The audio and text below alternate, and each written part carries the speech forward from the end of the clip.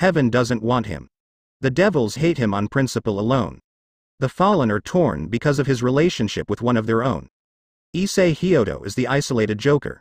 His new assignment will present new possibilities and new risks. Chapter 1: A pilot for a thing that's been in my files for a while. Only putting it on here now, because I've hit a roadblock on my other stories. The signal on the back of his right hand was pulsing. A red jester's hat with a heart surrounding it. 5 pairs of wings on the sides. She hadn't called him in months, so why now? Issei walked out of his bedroom, down the hall and towards the front door of the apartment he lived in. Grabbing his shoes on the mat, Issei heard the footsteps from behind him. "Where ya goin'?" A female voice, slurred by the abundance of alcohol she'd had today. He could see her from the corner of his eyes. It was only 1 in the afternoon, and she was already swaying, hardly able to stand. "Gabriel's calling. I don't know why." He tapped his foot on the ground, sliding his shoe on fully. "Oh, she leavin' me for da busty blonde huh? Well, fuck you too, Issei. You go and die in a fucking hole, ya prick." Issei didn't say anything. He just took it and did his best to ignore her. She's drunk. She doesn't mean it, he thought, listening to the last living normal person he cared about stomp off angrily. Issei straightened himself out, thrusting his right hand out to the side, the fabric of reality bending. An iridescent tear forming as his hand entered it. He felt the fabric of what he was looking for, and pulled it out. A white robe, gold crosses marked on the shoulders with crimson accents along the seams. He threw it over his head. As his vision was blocked, the stomping of feet returned and closed on his position quickly. The second his head was through the hole, Issei was nearly pushed to the floor, the drunk woman slamming into his back. Her arms wrapped around his chest tightly, her inebriated state giving her more strength. It was still nowhere near enough to hurt him, but it was more than your average human woman. "I'm sorry," she slurred. Issei had come to really dislike alcohol these last few years, and the reason why was attached to him at the moment. His left hand came up to rest on hers, pressing it tighter into his chest. "I know. It's all right. I doubt I'll be gone long. She'll never admit it, but Gabriel doesn't seem to like me all that much." His voice soft and pained. "I wouldn't be surprised if she regrets saving me in the first place." The hands tightened around him with all the strength that she had. The woman's head coming to rest on his shoulder from behind. "She's a fucking idiot then." Issei pulled himself away, and turned to face her. Long black hair that almost had a blue hue to it in the right lighting. Gray eyes that were oddly captivating. She was a few inches shorter than he was, and was 8 years older than him. She was just taller than your average Japanese woman. "I'll make dinner when I get home."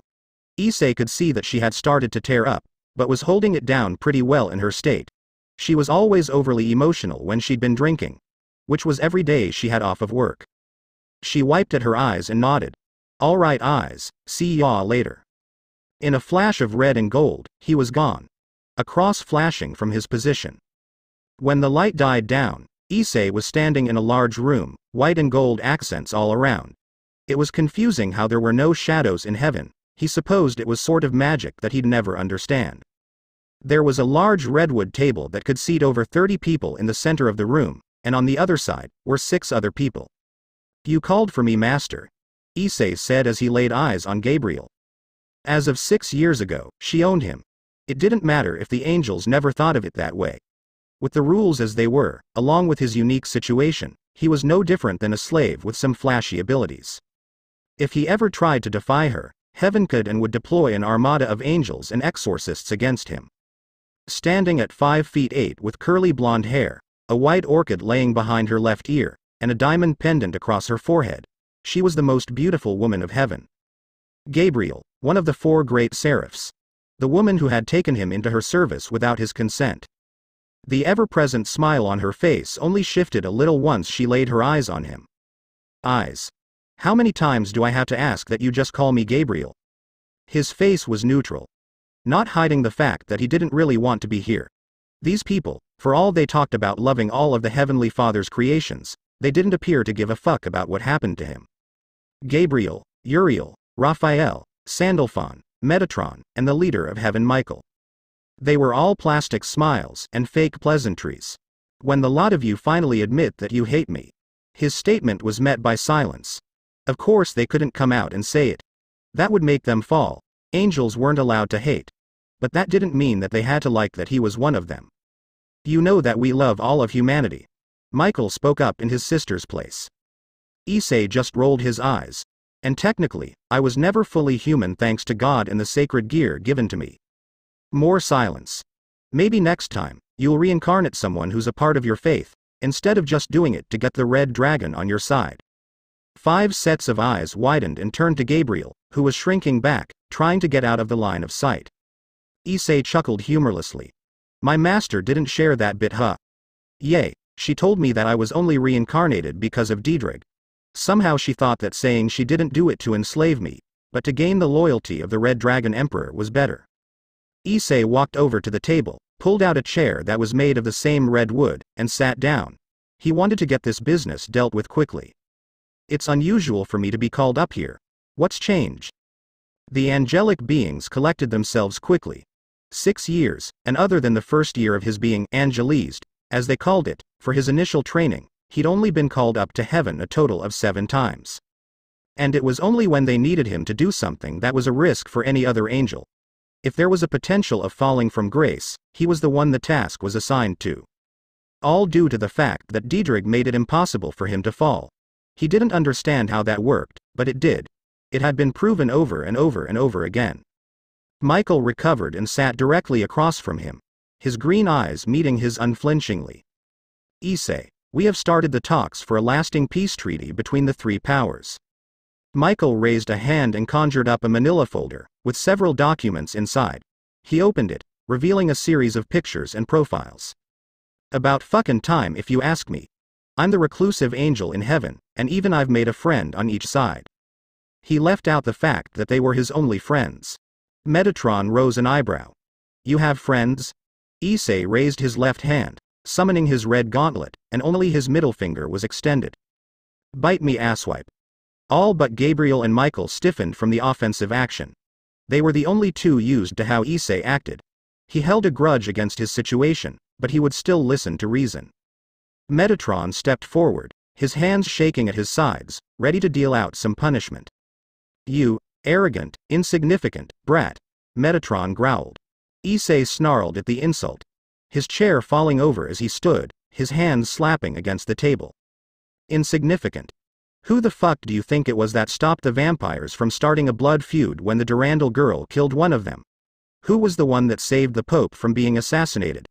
Who was the one that brought up the fact that your fucking bishop was killing kids to try and satisfy his obsession with Excalibur? I am anything but insignificant. If it weren't for me, who the fuck knows the state that heaven would be in right now?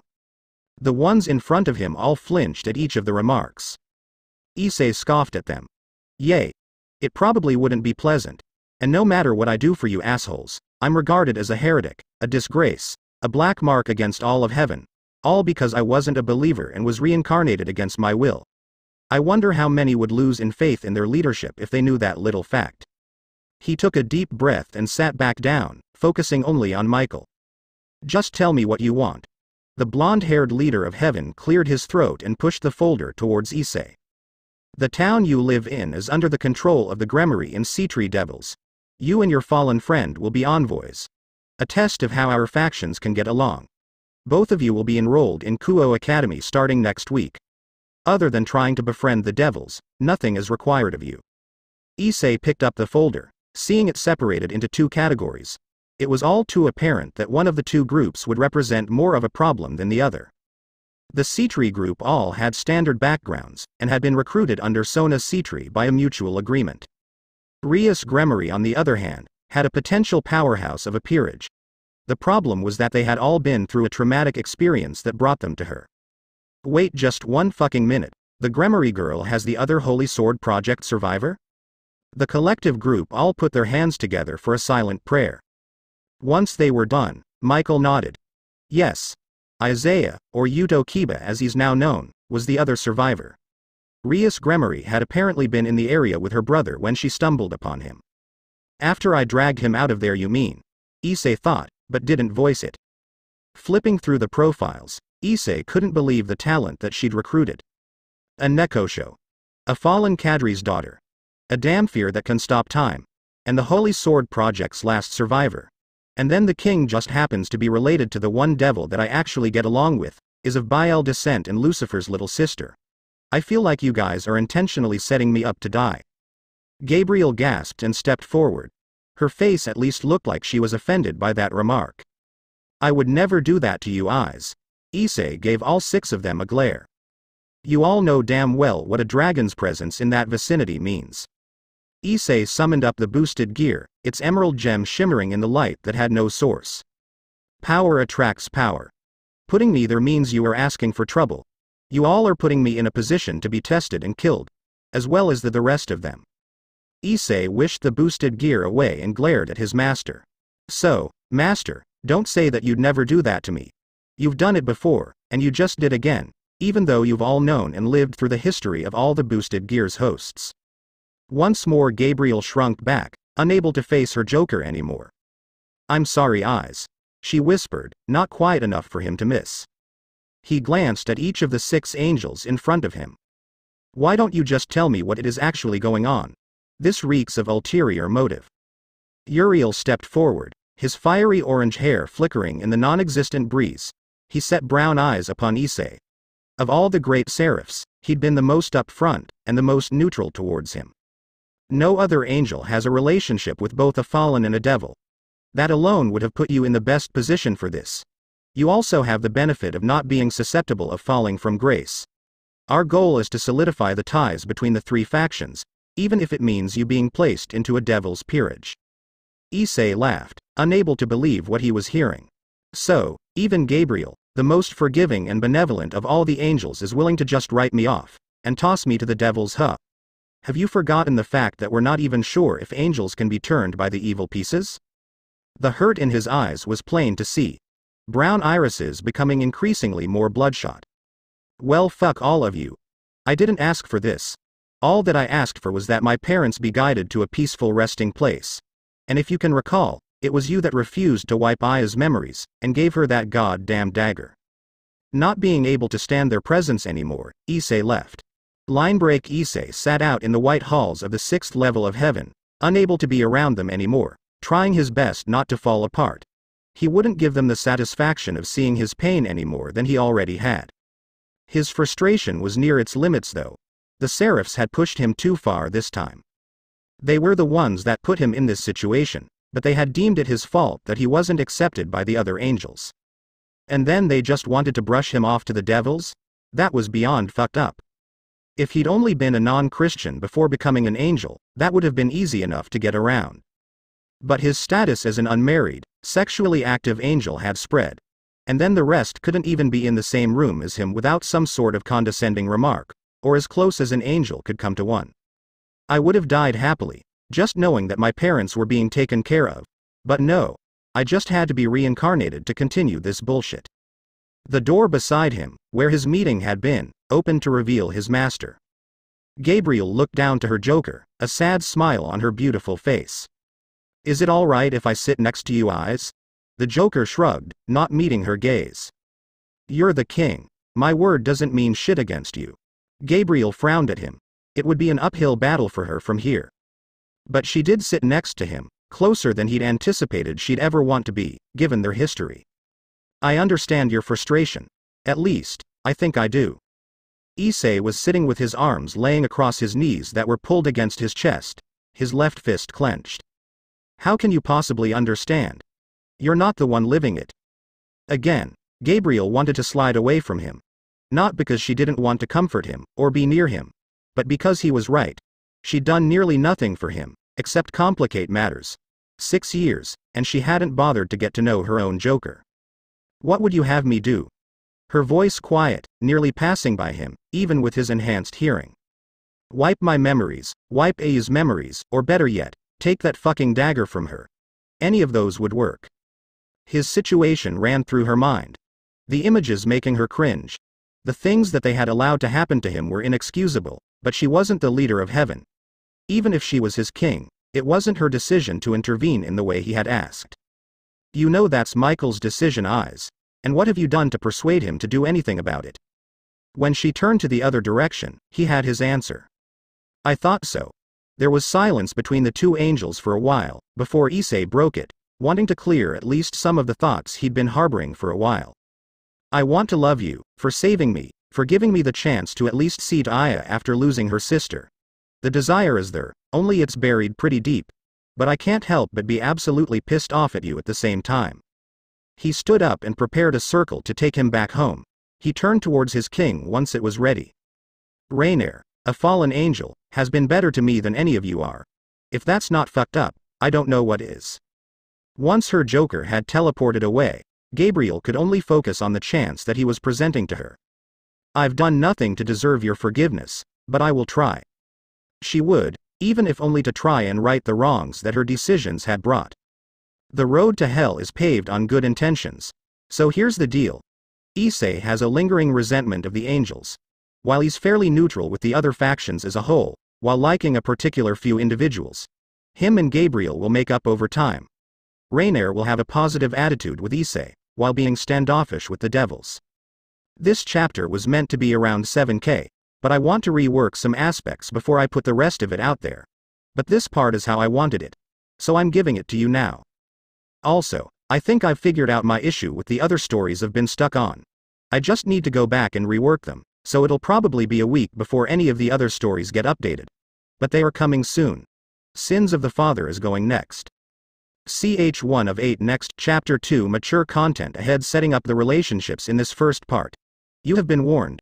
It's quick and not too descriptive, because I don't want to dwell on sexual things for too long yet. Just mentioning it so you can get a feeling of the state of things. Other things I want to say. Gabriel will be in a lot of the chapters in some way, up until the peace treaty, which I have vaguely mapped out. The devils will take a more active role in the story, at least some of them after this chapter. You will see some beings that you don't see much of in canon. Issei woke up the morning before starting at Kuo Academy to a familiar smell and feeling. If he had the same drinking habit as Aya, the musk surrounding him would have given the night's activities away. Then there was also the fact that he was still naked, and his limbs were being feebly restrained. She left me tied up again.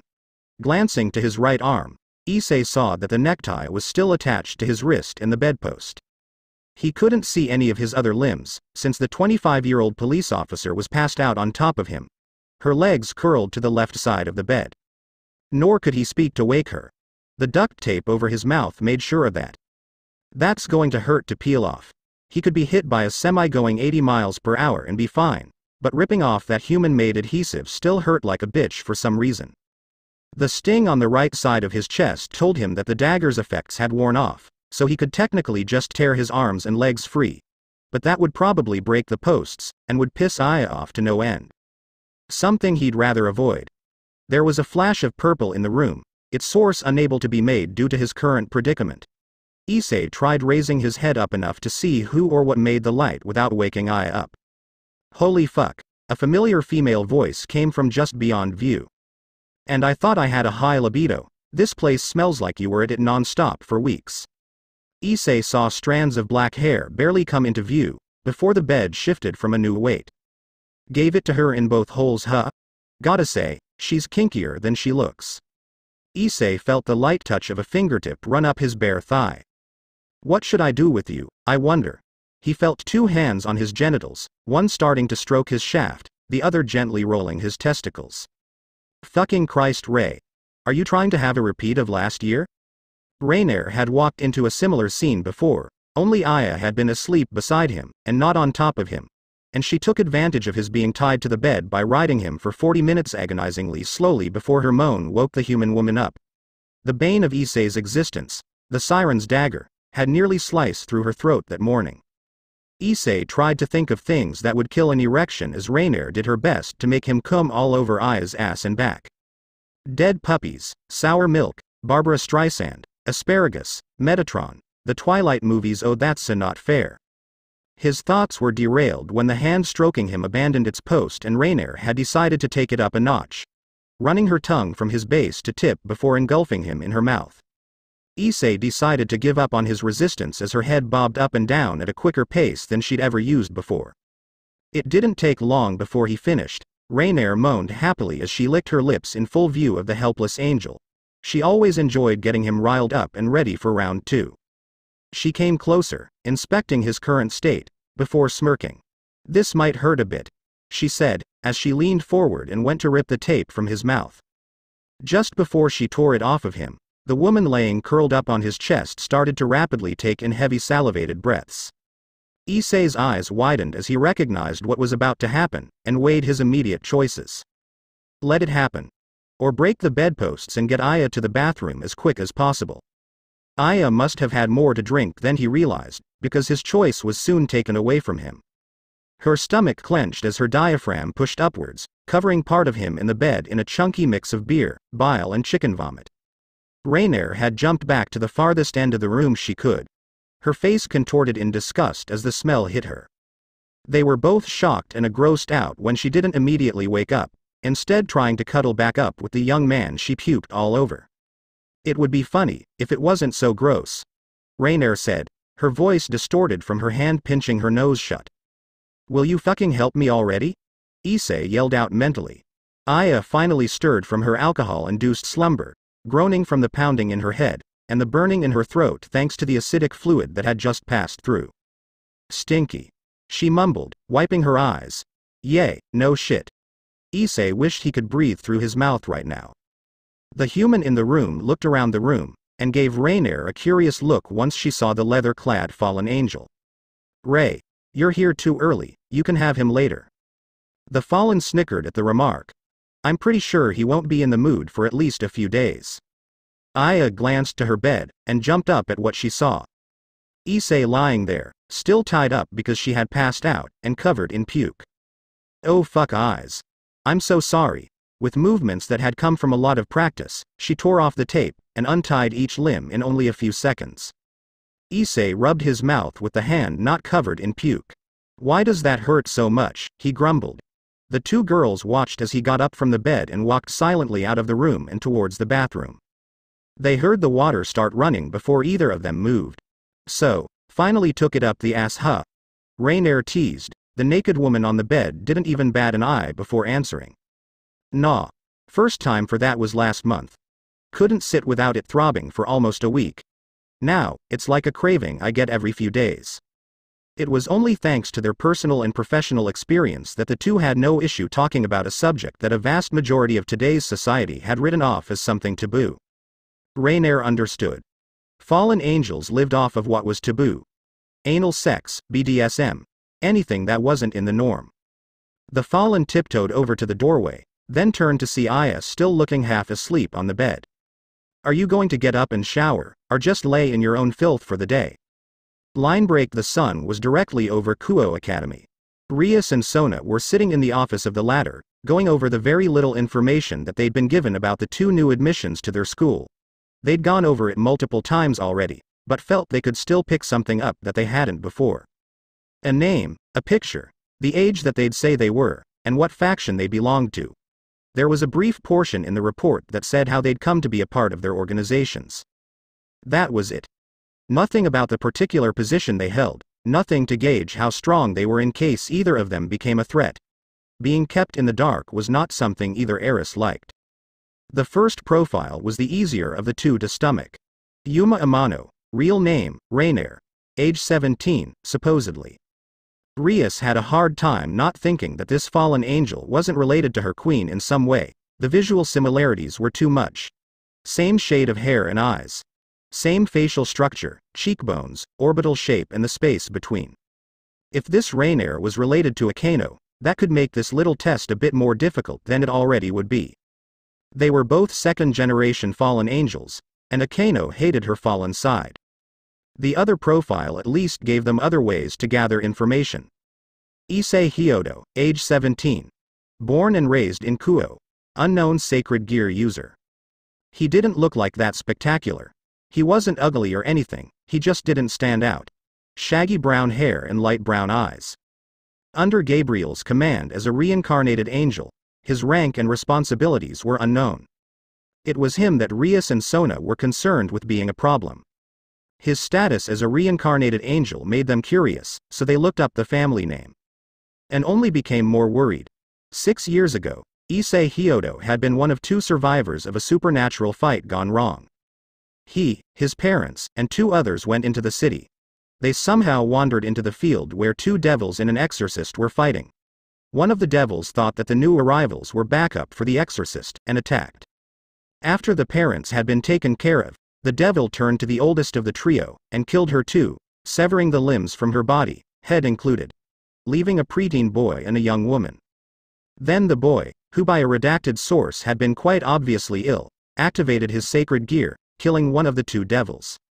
Realizing the new people had only been human, and had no reason to be there, the other two fled, after which Gabriel arrived.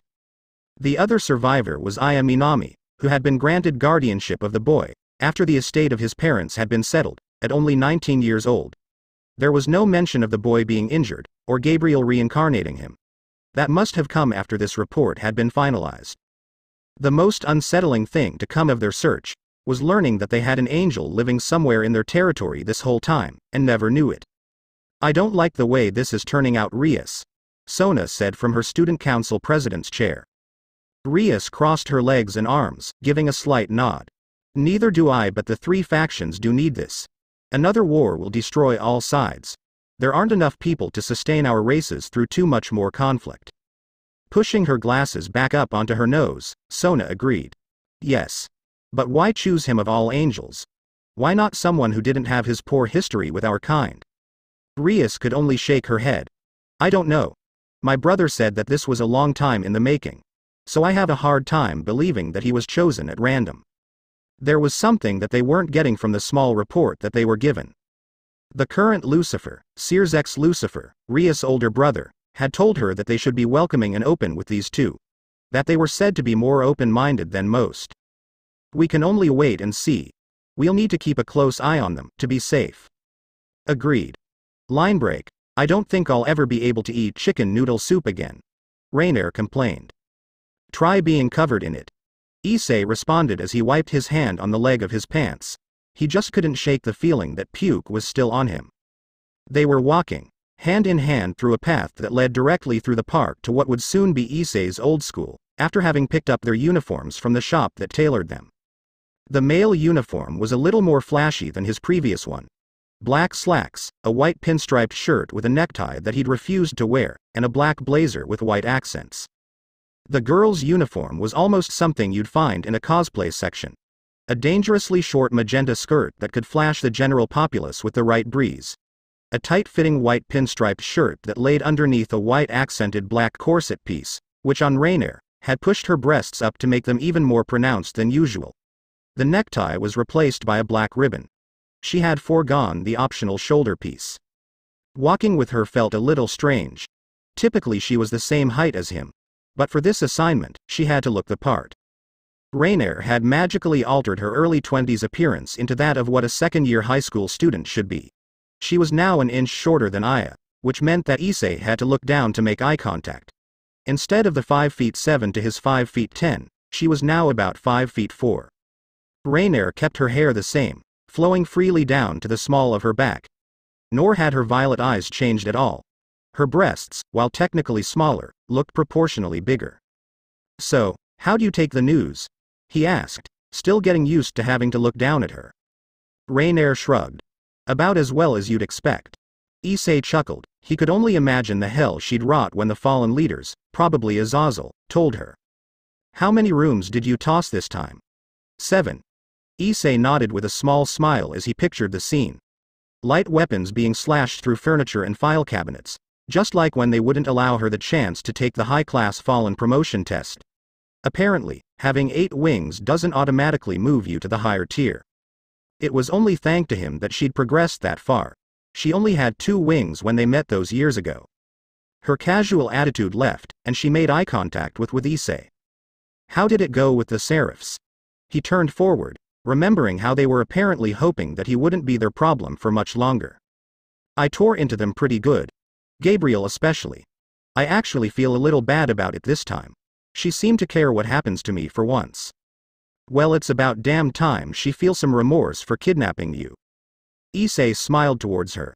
"It hasn't been all bad. It let me meet you." It was her turn to turn away, but hers was out of embarrassment. She was always horrible at accepting honest compliments. It was the same whenever Issei praised her. Issei could see that her cheeks held a pink tinge to them, her eyes darting back and forth, trying to come up with a way to vocalize how she felt. "I could take it or leave it," she finally said. He could only smirk internally at the expectant remark. Issei decided to test how far she'd let it look like she didn't care for him. "Ah, I see.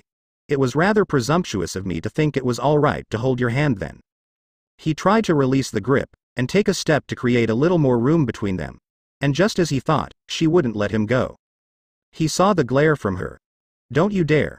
Her glare turned into an embarrassed look again. "You know I'm bad with this stuff." It was funny to Issei that she could put on an act that would have most men eating out of the palm of her hand. But when faced with her own emotions, she was as stubborn and reluctant as they came. They were almost out of the park, and directly on the other side was the school that Issei needed to drop off his transfer paperwork. "You still can't say it, huh?"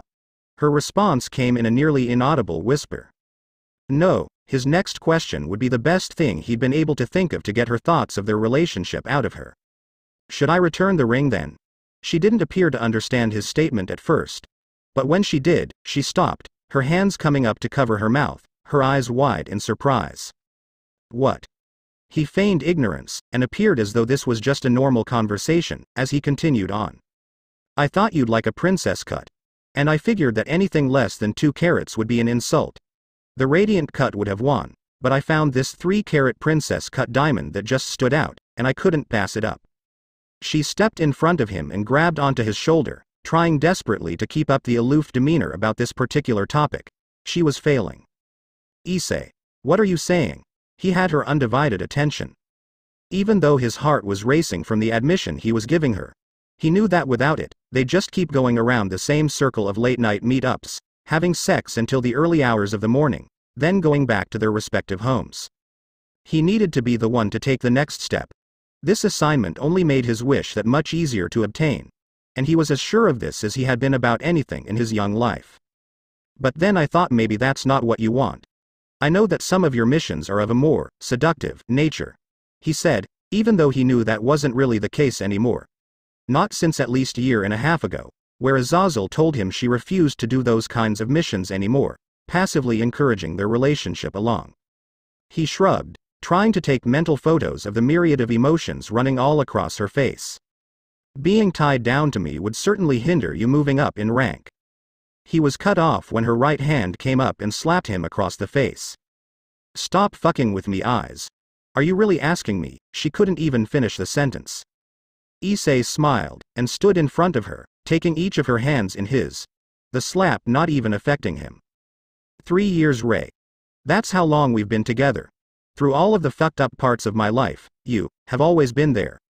All I want is to know that I'll be waking with a smile knowing that I married my best friend. Someone that I'll love wholeheartedly through the undetermined amount of time that I'll live." Issei had been expecting some sort of violent response, as per her usual inability to deal with the times he said how he felt about her. What he hadn't been expecting was for her to look like she was about to start crying. He was about to apologize for making her upset. She never cried, even after some of the very fucked up things they'd seen together. For that matter, she hardly showed anything other than sarcasm. Yes. Issei didn't have a logical thought to put into words. Was she really saying yes to his half-serious proposal? He meant every word he said, but it hadn't occurred to him that she'd say yes, just like that. He thought for sure that she'd say that he had to earn it. Take her on dates, move in together. That sort of thing. But there was one thing he wanted from her before he would say those words in an official setting. Really? He managed to croak out. When Rainier nodded, he had to bring it up, and be prepared to run for his life. Thrusting his right hand out into the same iridescent tear, Issei pulled out a small box and opened it. Inside lay the very thing that he'd been talking about. A white gold band, a large 3-carat princess-cut diamond in the center, with smaller ones laced around it. He pulled it out as her left hand shook, her fingers spread apart so he could put it on her.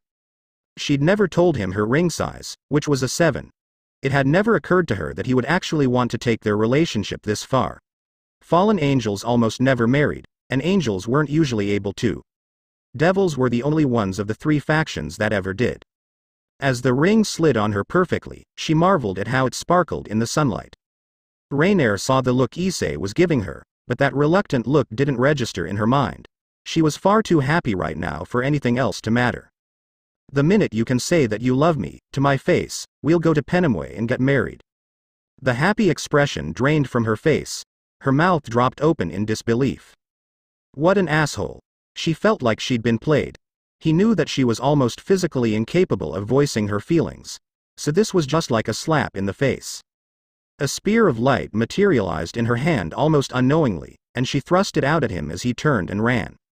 Get back here, you fucking cunt. Issei took off down the end of the path, coming to the road that was across the street from his school. He peered over his shoulder, a smirk on his face that only infuriated the fallen angel even more. Just say it already, Ray.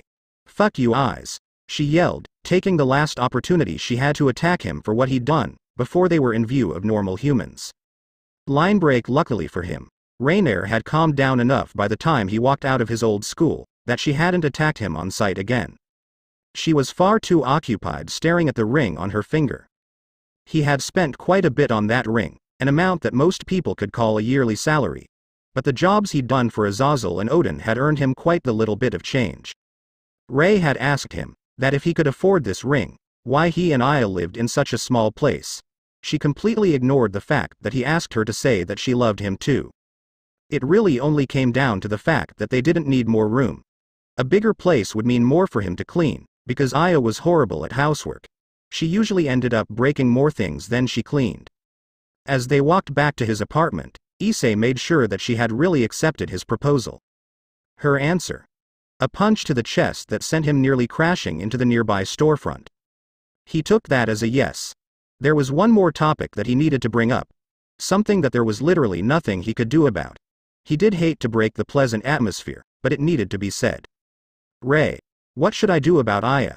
She just laughed at him, like he was asking a stupid question. You and I will live until someone either kills us, or we decide that we've had enough. She's human.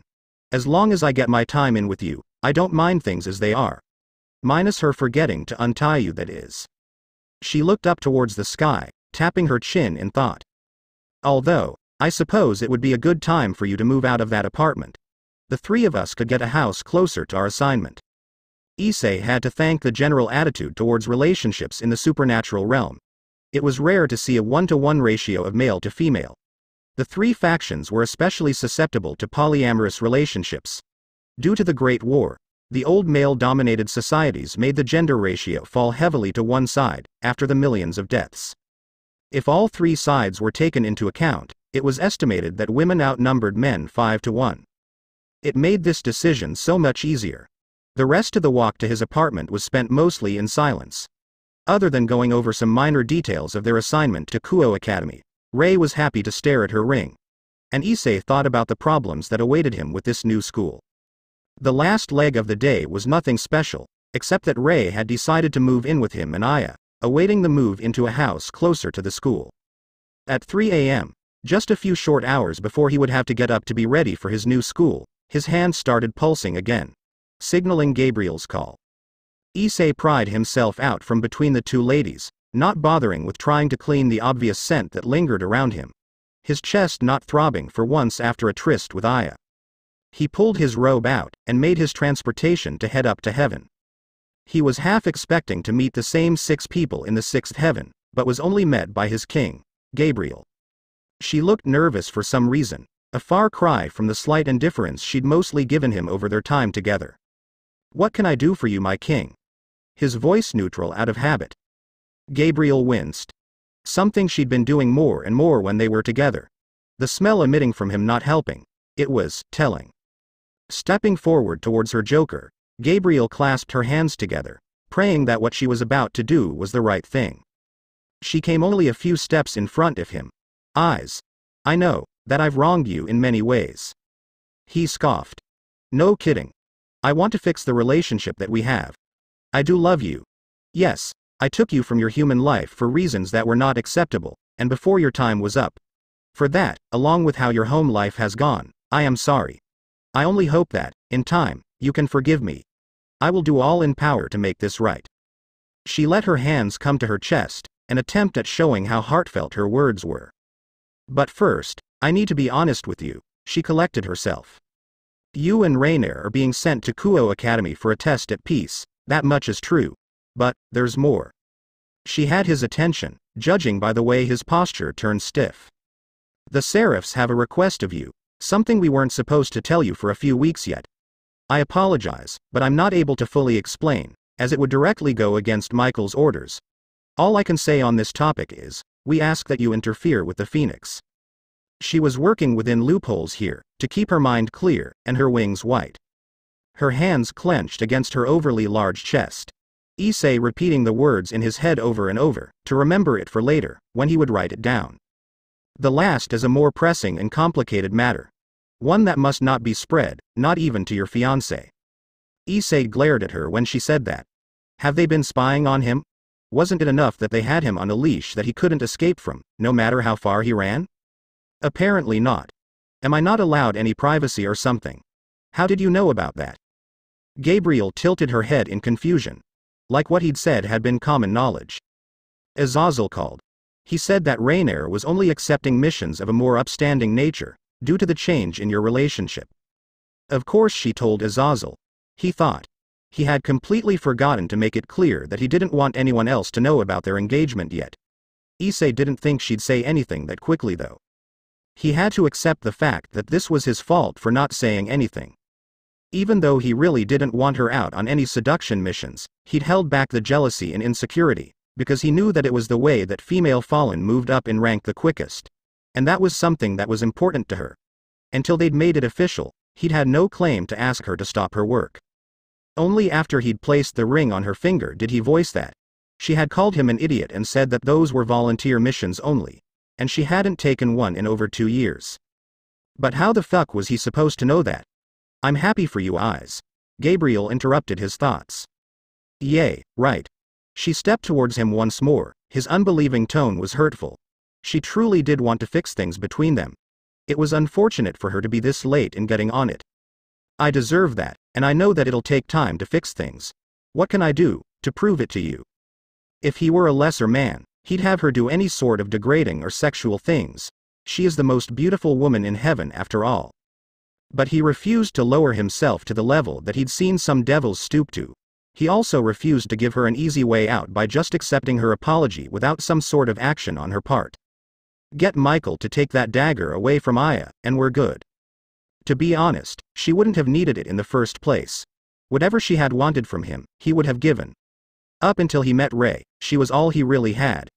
The angels had written him off, almost as soon as they found out he couldn't fall. That dagger just made him feel like a slave, and the after effects hurt like hell. As long as she untied him afterwards, he had no problem giving her the fantasy of being in complete control for a night. I can promise you that I will try. Her words at least seemed honest. What was the pressing concern? Iz could tell it was weighing heavily on her mind. Something that had only happened when the Pope had been nearly killed, and the Excalibur kids. One of the Excalibur fragments has been stolen. His posture shifted into what looked like a half-battle-ready stance, a sign that her queen's training had truly taken hold. It was taken from the Protestant Church in England, and has been cloaked, so we cannot track it. Fuck. That was where his old childhood friend was based near, if he remembered correctly. Not that he'd contacted her ever since she left Japan. As much as she hated any words or actions that went against heaven's teachings, she couldn't disagree with the sentiment. Yes. It's quite serious. The blade's wielder, along with 4 priests, were killed in its theft. She watched as her Joker tried to think of anyone that had a grudge large enough against the church with the means to pull off such a theft. That's part of the reason you and the fallen angel are being placed in Kuo. He looked at her with a curious expression, silently asking, why Kuo? Then he thought about who was there. Rias Gremory and Sona Citri, the 2 of them were the little sisters of 2 devil kings. If something happened to them, the peace would fall apart. And more than likely, the Great War would be reignited. Not only dragging him into it, but Rainier too. Cyroorg, and as much as he hated to admit caring that for fucking asshole, Valley too. And they would all be on opposing sides. That could not be allowed to happen. Issei's eyes narrowed. While he was facing Gabriel, she could tell that the look wasn't meant for her. Leads? His tone was one that she'd only heard once before. Kokabiel. He's been missing for over a week, according to Azazel. He was last seen in Effingham, near the church that held the blade. It's just a hunch we have, there's no solid proof yet. Issei started to laugh. That same one that he had just a few days ago. A humorless, almost despondent one. So you and the rest of the Seraphs are setting me up to die. He continued to laugh as she felt an emotion that was unusual for her. Anger. And if gone unchecked, it could cause her to fall. The blood in her veins started to burn in an unfamiliar way. No. Her outburst was louder than she'd intended, and made him stop and look at her. The last thing I want is for you to be taken from me, from heaven. Issei took a second to think about her wording, but ultimately cast it aside as unimportant. Issei gave her a glare that was cold and unbelieving. After everything she had been responsible for, he hardly believed that she wanted more than the fame of being the master of the Red Dragon Emperor. Then why isn't Dulio on this? He's the one that you all love. You only ask me to deal with things that risk an angel falling. Protection and retrieving heaven's property wouldn't fall in that category. Dulio is in the Vatican, protecting the Blessing Blade. Griselda is searching for clues as to where Kokebiel has gone. Michael's forces are spread across heaven and earth searching for clues. Gabriel had finally gained enough courage to actually touch her Joker, something she'd never done. Please, eyes. You have to believe that we aren't setting you up. With all of the current circumstances, you are the best option we have. Kokebiel is known for his desire to restart the Great War, and there is nowhere better to do that than Kuo. Issei shrugged the hand off of his shoulder, not caring in the least that Gabriel looked upset that he'd brushed her off. Best option. Last chance, it's all the same. If you didn't need me for something that didn't risk the others, you'd never call me. He took a few steps back, his gaze never leaving his king's. Gabriel's face saddened. While true, his words were still painful to someone that was generally as caring as her. You're right. You haven't been treated as you should. And to many of the higher-ranking angels, you are a specialized tool, to use when something could bring others to fall. Her Joker's face only got more angry. But you're more than that to me. You are your own person, and should be treated with the same love and care as the rest. That's what I'm trying to establish. Issei turned around, not wanting to face her anymore. He wanted to believe her. Call him naive, or maybe it was the angel's blood. He wanted to trust her. But time in her service had told him that this was a trap. A setup to get rid of him, whether by her design or not. Fine. You want me to stick our necks out my neck to protect these devils, then I will. If only for the reason that it means Rei and I can be together without as many issues. She will not be included unless absolutely necessary. Once more he was making a circle to take him back home without making sure that she'd finished her talk with him. He had school to get ready for soon. As for this whole Phoenix thing, I'll contact you once I figure out what that's about, to see if I can even do it. When Issei landed back in bed, the sinking feeling he was getting in the pit of his stomach told him he wasn't going to like this assignment very much. End. Get ready for some rocky starts and turbulence in the current relationships in the next few chapters. Was the blowjob thing too soon in the story? I thought it was a good way to show how close the two were already. Their backstory will come later. Previous CH2 of 8 next. Chapter 3 CHP4 preview. We're going to fuck with canon quite a bit here. Because reasons. Such as cutting down on the time that each of the canon members spend wallowing in self-pity and depression. Let's answer some reviews. I'm paraphrasing here. A reviewer said Gabriel seems kind of one-dimensional right now, submissive and not a leader. I agree. That's intentional, and you will see other sides of her later. Just bear with it for now. A reviewer said Issei being asked to deal with Razor is overused and cliché. Yup, sure is. I'm doing it differently in this one, and it will bring about some conflict. A reviewer said is Aya just a fuck buddy? Sort of, not really. It's only hinted at. But she's kinda messed in the head. We'll go more in depth with her. A reviewer said please don't have Issei join a peerage. Again a hinted at thing, but not specifically stated. The angels don't know what happens if an angel has the evil pieces used on them. He's staying an angel. A reviewer said single pairings aren't DXD. Duh. No names here, because I don't want people to feel like I'm calling them out or anything negative, because I appreciate any and all criticism. Just explaining. I promise this isn't just random things that pop into my head, there's a plan here. Murder is wrong. Murder is wrong. Murder is wrong. Issei chanted in his head. They had just walked into class, holding hands mind you, and they hadn't even been able to get through their introductions before Rainier had been hit on and asked out multiple times. It wasn't so much that Issei was jealous or insecure in their relationship, but the sheer obliviousness and stupidity the students were showing was staggering. "Diedrich, I'm not invisible right now, am I?" he asked the dragon residing in his soul. "No, partner. These young male humans are just unable to contain their hormonal desires around your mate. The females seem to be enamored as well." Issei sent a mental nod. He had pretty much thought the same thing. There weren't many beings, human or otherwise, that measured to Rainier's beauty in his opinion. Even if she wasn't already with him, Issei doubted that any of these guys stood a chance. There had been a long road of strange events that brought them to be as close as they were. Scanning the room of what would be their classmates, Issei saw that the number of males was vastly lower than females. He would have thought that a bit strange, but it was well known that Kuo Academy was a recent change from female only into a co-ed school. "By the way, partner. Congratulations. I know that had been on your mind for quite some time." Issei had to hold in the smile. Diedrich was right, he had been thinking about it for a while. His main struggle was thinking that she would see their age difference as too large. Issei had been able to calm himself on those days by remembering to live by some advice he'd been given. Love, loyalty and respect. If it doesn't work out after holding to those values, you probably don't want to be in that relationship anyways. Issei felt a shiver want to run through him. His body suddenly felt dirty. He looked over at the other students to try and find the culprit. Second column, third seat. Brown hair in pigtails laid over her shoulder, purple thick-rimmed glasses, and strange hazel, almost yellow eyes.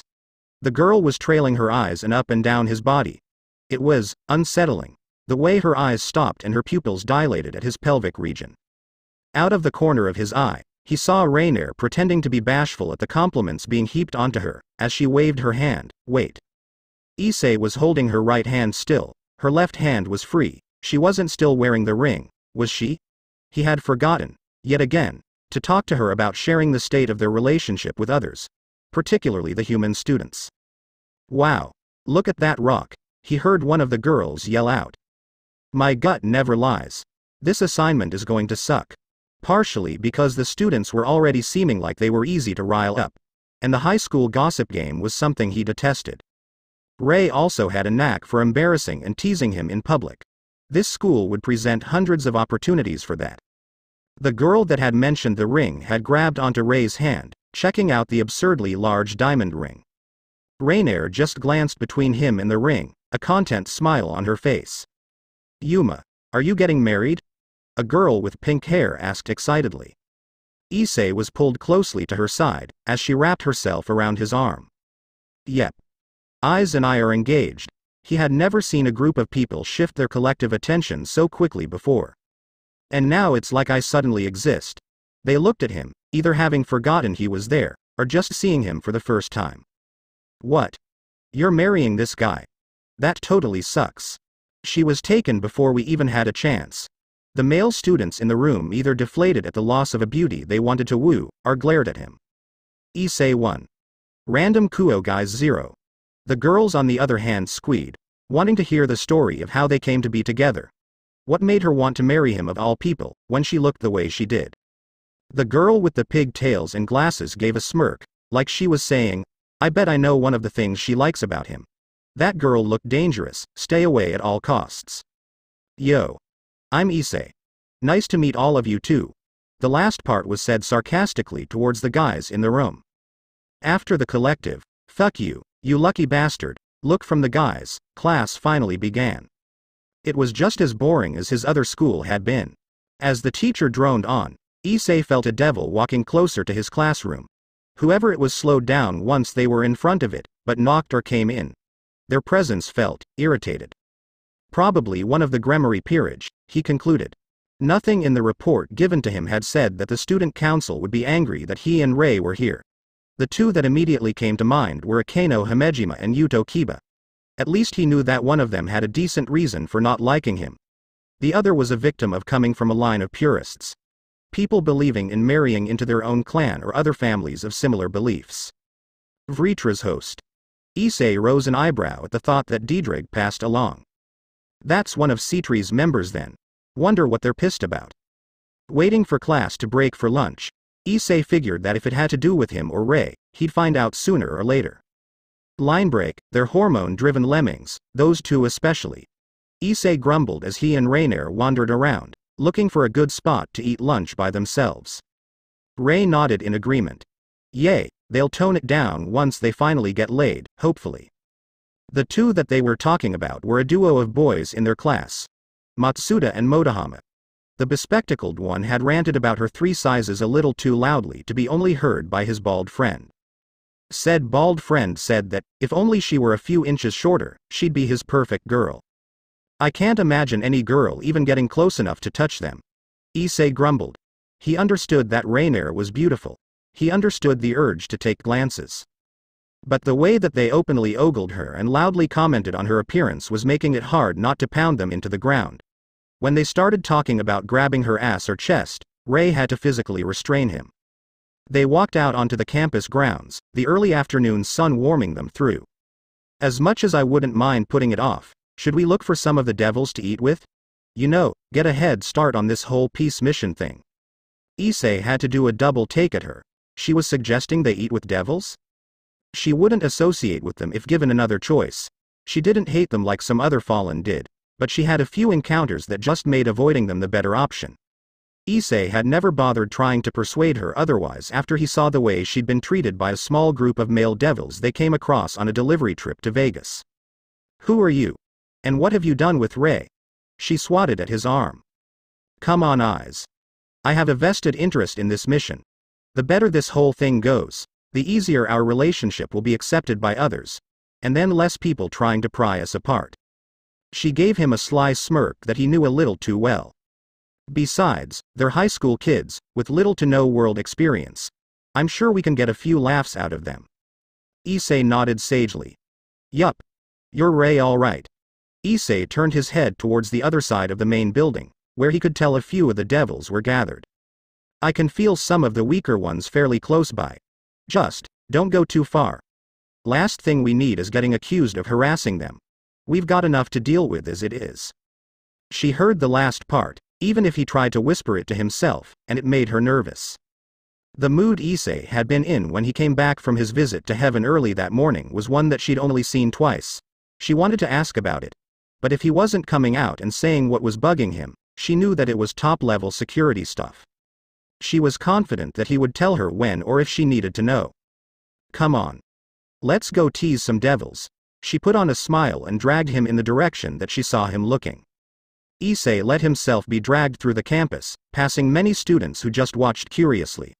With the way that a good portion of the male student body acted, it was an unusual sight to see.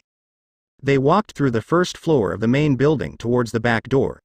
As they passed the elaborate pillar by one of the staircases, both he and Ray looked up and saw 2 girls, one with short black hair, and one with crimson red. They were just watching Ray drag Issei through the building. They both saw the curious look the 2 high-class devils had, and counted it as a good sign that there was no hostility that they could feel. When they came out of the other side of the building, they saw 3 people sitting at one of the tables. No one else seemed to use this side of the school. The first was a shorter girl with long brown hair in pigtails that reached her hips. She had to be first year, her green eyes entirely focused on the blonde-haired boy of the group. Ruruko Nomura. Issei noticed right away that this was the person he felt earlier. The one that Diedrich had declared as a host for one of the prison dragon's sacred gears. Shaggy blonde hair, gray eyes, and his long-sleeved uniformed shirt had the sleeves rolled up to his elbows. That had to be hot. Genshiro Saji. The last one was a girl with shoulder-blade-length snow-white hair and glacial blue eyes. She radiated more power than the other 2 combined. That's gotta be Momo Hanakai. The trio turned to them once Ray had stepped out onto the grass. The white-haired girl and the boy looked wary of them. The brunette looked a little scared. Issei pulled himself together. He wanted this to go smoothly, just like Ray did. And making the devils here feel like he was anything other than open-minded wouldn't help that. Yo. Mind if we sit with you? Issei asked, with a friendly voice. The blonde boy gave a sour look directly to Issei after seeing him holding the hand of his fiancée. Shouldn't you be meeting with the kings first? He asked tersely. The white-haired girl slapped lightly at his shoulder. She opened her mouth to scold him, but Ray spoke up. Initially, we were supposed to meet all of you after school. But we felt the three of you away from the rest of the students, and figured we'd come say hi and eat with you. Ray's friendly voice and smile got the brunette to feel a little more at ease. I don't mind. Saji, Momo, do you? The brunette asked her seniors. Momo shook her head no. Saji just kept glaring at Issei. After a few seconds of the staring contest, Issei turned to the other devils at the table. Did I do something to piss him off? The two girls glanced at him, and each other. Not sure how to explain what their friend's problem was, because it was stupid. Ah. I see. Ray said from beside him. She let go of Issei's hand and walked forward to next to the younger girl. The male devil's glare lessened, but was still somewhat in place. Issei sighed, understanding what she was hinting at. Saji didn't care about their factions.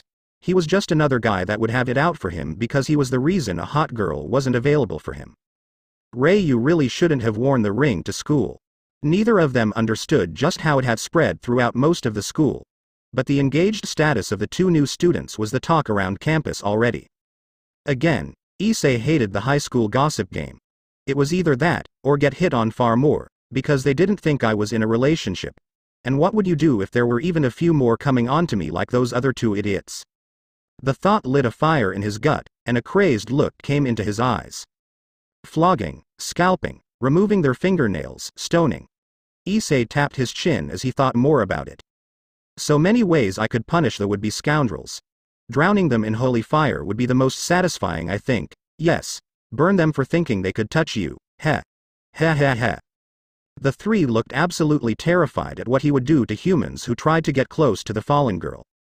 Saji looked like he wanted to shrink away into the shadows as he pictured holy fire surrounding him.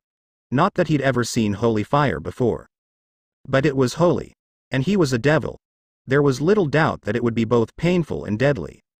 I'm kidding, Issei said as he laughed at their expressions, as he sat down next to Ray. Sure. I'd be a little peeved. But I have no doubt that you would send them packing on your own. If not, then I must be a horrible judge of character. And we'd be in for whole other sort of talk. There was a look of comprehension on the devils' faces all at once. The one to voice it was Momo, the white-haired one. So, you two really are engaged? Instead of answering with words, Rainier lifted her left hand over to the two girls, wiggling her fingers. The ring sparkling in the sunlight. She had a look on her face that just said yay. It's big, it's shiny, it's fucking awesome. Be jealous, bitches. So pretty. The smaller brunette said, completely forgetting that these two held the tools for her utter destruction. Yay. She is. Issei said. Ray dropped her hand, and flushed a deep red as she glared at Issei. He only laughed at her response. Eyes, she growled warningly. Momo and Ruruko looked like they had seen Prince Charming sweep Cinderella off her feet. The sparkle in their eye was almost similar to Issei had seen Raphael do with light magic. Alright. He raised his hands in defense. The smile on his face was anything but apologetic though. I'll back off. Momo looked between the angel and Fallen curiously, forgetting about how nervous they had just made her and her two fellow devils. How is it possible for you two to be together, and not fall? Issei and Rainier had brought out 2 boxes with their lunch. He glanced up from his food to answer the girl. Honestly. Dumb luck. Your leaders don't care that you're together. It was a pretty reasonable question, since peace hadn't been declared. And the few known interracial couples that had existed, were torn apart one way or another. Rainier shrugged. Azazel's been encouraging it pretty much since we got together. The 3 devils looked over to Issei, wanting to know how Heaven was taking it. Everyone up there basically leaves me to my own devices. I'm only called if shit hits the fan, or there's a mission that's out of the norm. The swearing caught the 3 by surprise. They didn't think an angel could do that. You just swore. Ruruko muttered, sounding curious and confused. Issei had a mouthful of meat and veggies. Dude, you're throwing a wrench into almost everything we know about your race. Saji had at least let up on the glare. Which isn't saying much. He sat back with his arms crossed, trying to make sense of what they were learning about their school's guests. The 2 girls nodded together. Linebreak, Rias and Akeno were having lunch together as usual, in their clubroom. only with one more addition. Sona Citri. Rias sat at her desk, Akeno at one of the couches, and Sona across from her. Akeno. How are you handling this so far? Sona asked. Akeno set her cup down carefully, a telltale sign of her current emotions. I will act as appropriate per my position. That was as good as either of them thought they'd get from the queen at the moment, knowing her history with Fallen. Rias set her boxed lunch down, giving Sona her attention. Sona. About the way we saw them earlier. Sona nodded, knowing what she was talking about. Yes. They appear quite familiar with each other. That at least gives a bit of insight as to why they may have been chosen. Akeno opened her eyes slightly, the violet irises so similar to Reinare's, peering through to her king. I don't see how that's possible. A pure angel couldn't possibly be involved with a fallen romantically, if they wanted to remain pure, that is. Sona pushed her glasses back up onto her nose. Be that as it may. The fact remains that the fallen angel had declared them to be engaged, and was seen by us personally leading him by hand throughout the school.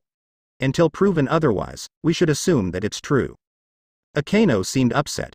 But the specific reason was lost to both Rias and Sona. Was it because there was a full-fledged fallen in their school? Was it the angel? A combination of both?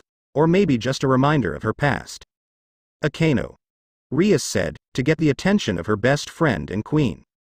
I know this isn't going to be easy for you, and that you'll do your best to act accordingly. But, if you need to step out at any point you feel that you can't stay composed, please do. Akeno smiled to her king. She was lucky to have come into such a thoughtful and forgiving family all those years ago. Thank you, Rias. I know that this is important to everyone, and I'll do my best. Rias returned the smile, while still feeling a little worried about how her queen and knight were going to handle the coming meeting. Line break the lunch with between the five of them had been pretty pleasant. Once the three devils had calmed down enough to realize that they weren't in danger of being pierced by a light weapon, that is. Issei found it fucking hilarious that Momo and Ruruko were completely in love with Saji, and he was oblivious to it. He seemed to be obsessed with seducing his king. Good luck with that boyo. Someone of her status would undoubtedly have suitors a mile long. A reincarnated devil would be among the last that she would consider. But he did wish Saji luck, because his desire was honest. He had truly fallen for her. That was something Issei understood. With the current climate between the three factions, it was almost unthinkable that he and Rei had gotten together. He counted himself lucky that she hadn't really cared about that. He and Rei had been told that they would all meet in the orc room, on the second floor of the old school building, after the last classes had let out. Issei was just about to knock on the wooden double doors. They both knew that this meeting would be quite a bit different than the one at lunch. There were two devils here that had grudges against either of their factions. He and Rei had decided that they would deal with that as best they could, offering any sort of explanation to a misunderstanding, or non-sanctioned action, to try and ease tensions. Ready? He whispered to his fiancée. That was a thought that would take some time. Issei was dreading telling Aya about it. He'd only mentioned the move and Rainier moving in with them. They both knew that she would react poorly, thinking that Rainier was taking him away from her. Something that, technically, wasn't even possible. Rainier nodded and whispered back. Just like we talked about? I hope this doesn't bite us in the ass. Issei raised his hand, knuckles rapping against the hardwood. Knock knock knock. Their plan could bring about a much-needed boost in strength if things got as bad as Gabriel had hinted at. Or, it could ruin the peace that they had finally started to work towards. It would all depend on how they handled this meeting. Enter. He heard a young woman call out. It was strong and confident. Issei hadn't been able to explain why this plan could be necessary. He was only able to say that it was in their best interest to get these two peerages trained up and ready, under the guise of learning about each other. That was how Griselda had taught him. By learning how she fought, he would be able to learn about her. Her tics, her weaknesses, her just strengths. A person's true self came out when they fought with everything they had. He and Rainier were more than enough to bring that out of these devils. Hell, either of them could do it single-handedly if they really wanted. He opened the door, and the first body he saw was the one that he would have to personally deal with. Yuto Kiba, standing near the back left window of the room. A strategic position to keep a watchful eye on them. The door opened fully, revealing both entire peerages, a total of 12 devils. Rias Gremory and Sona Sitri just in front of the desk at the back. Their queens, Akeno Hamejima and Tsubaki Shinra beside their kings. While Rias smiled politely, the other three had no outward expressions. They could feel that Akeno was less than pleased by Reinare's presence. The room was of a Victorian style, wood trim along with the same dark-colored wood paneling along the walls. A coffee table sat in between two red couches filled with the other peerage members.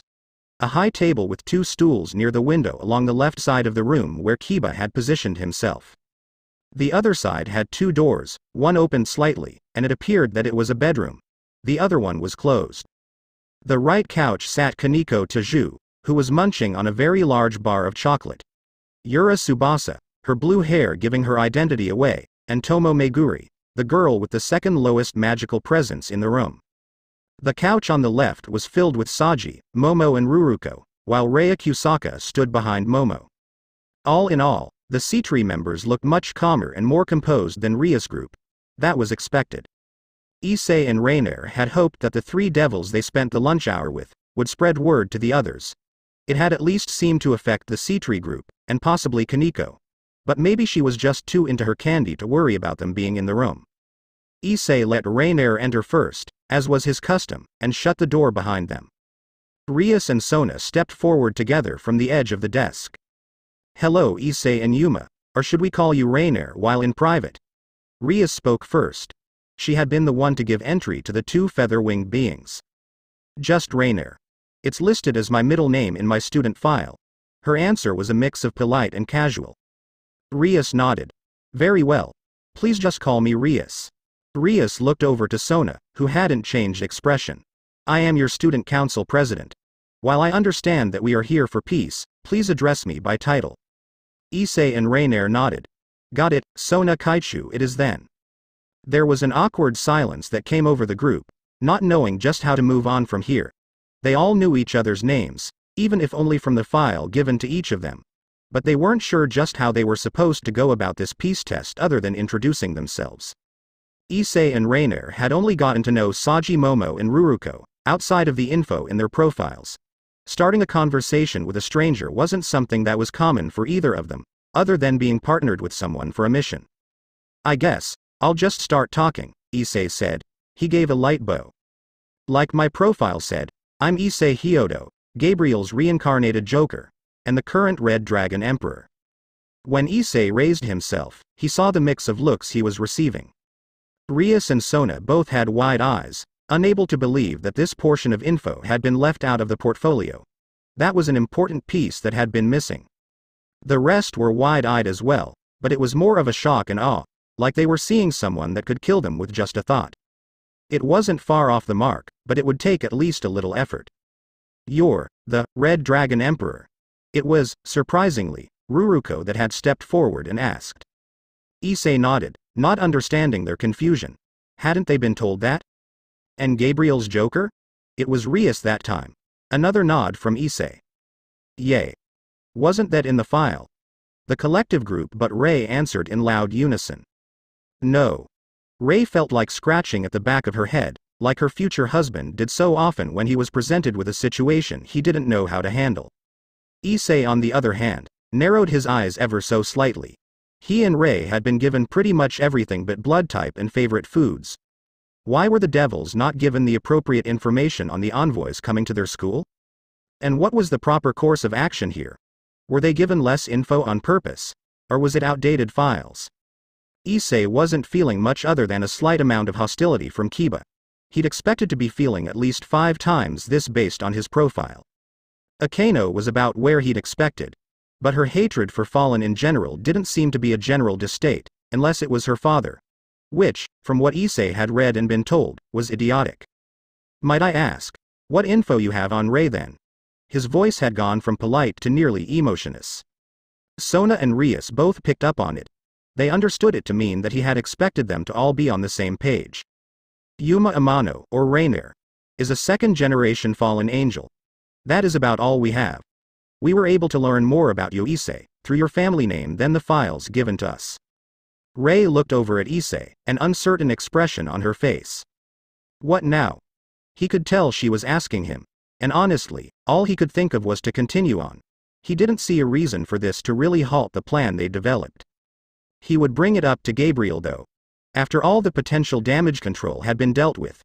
This didn't seem right. Full disclosure seemed the better option to him since they all wanted peace. That's about all there is to know. Other than the fact that my mother died in a fight shortly after my birth, and my father is a researcher in the Grigori working with Azazel. Reynare's voice was a little unsteady, a sign that she really hadn't been expecting this obstacle. The only one to show a reaction to that information was Akano, her stiff posture relaxing slightly. It was only for a moment, but Issei saw it, before she stiffened back up. And what information were you given on us? Sona asked, as she crossed her arms. Everything from how you became a devil, to who you live with, no addresses or phone numbers though. Personal privacy and all that. Rainier looked to Issei after giving her peace. He seemed to be lost in thought. Mother, fucking, opportunistic, assholes, his voice was gravely and powerful. A sign that Diedrich was awake and itching to make an appearance. Rainier grabbed onto his hand quickly. She started tracing light circles on the back of it with her thumb. Eyes hung, deep breaths. The devils had turned their attention to the one they deemed the higher threat from the beginning, Issei, as a large amount of holy power started to leak into the room. They set us up. He knew exactly what I would do. Oh, he is going to pay for this. Issei felt a familiar feeling in his left hand. A pulsing of energy. A sign that Diedrich had awoken. Partner. I understand this mission presents a new level of stress, but you need to keep control of your emotions. The others are starting to stir. Issei unconsciously returned the grip that Rainier offered, still lost in his own world. And if I decide to rip Azazel apart, they'll be waking up entirely. The least he could have done was tell me. Agreed. Now calm yourself, and deal with your current situation. Issei shook his head, pulling himself back to the situation at hand. Looking over to Rei, he saw the worried look she had. You good now? Yay. He nodded, closing his eyes and taking a deep breath. Opening his eyes, he realized that he had been releasing a good amount of his power, about 35%, and the devils were shrinking back. Partially because of the power, and also because his light brown eyes had started to glow an emerald green for a moment. He reeled it in quickly, to ease off the pressure. Sorry about that. I don't like not having all the information for an assignment. Even if it is almost par for the course, with something like an infiltration mission. The ones on the couch looked at him skeptically, trying to go back to their previous positions. Rias and Sona had been backed up against the desk. Kiba and the queens had taken offensive positions, even as they backed up as well. And what was that about?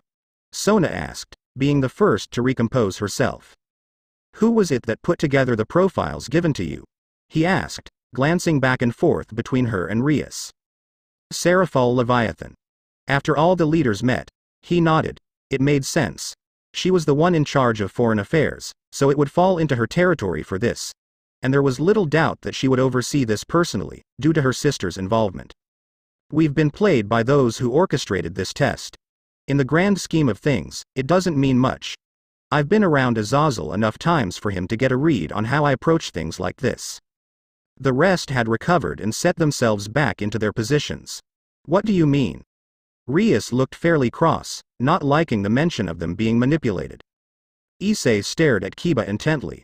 When the knight met his gaze, he answered. The leaders knew that some of us have a history, whether we're all aware of it or not. And Azazel knew that I would bring it up on our first meeting. To clear the air between us.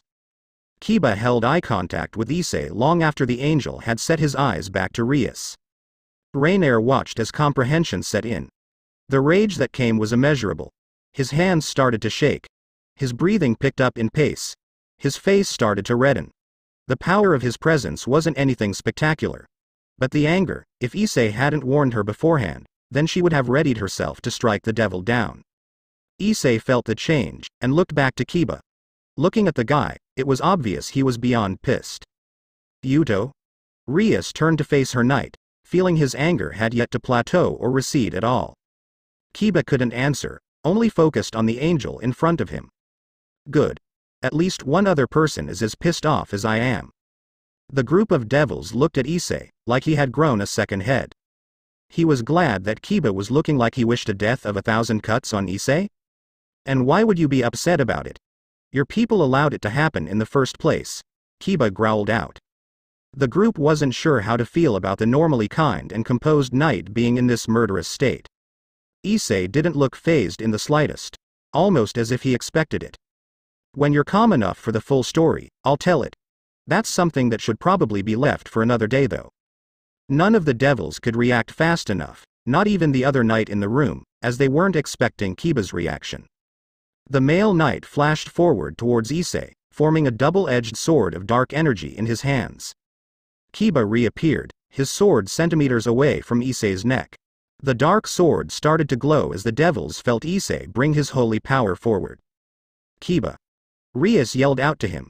Only a few minutes into their meeting, and the boy she'd saved was attacking their guest.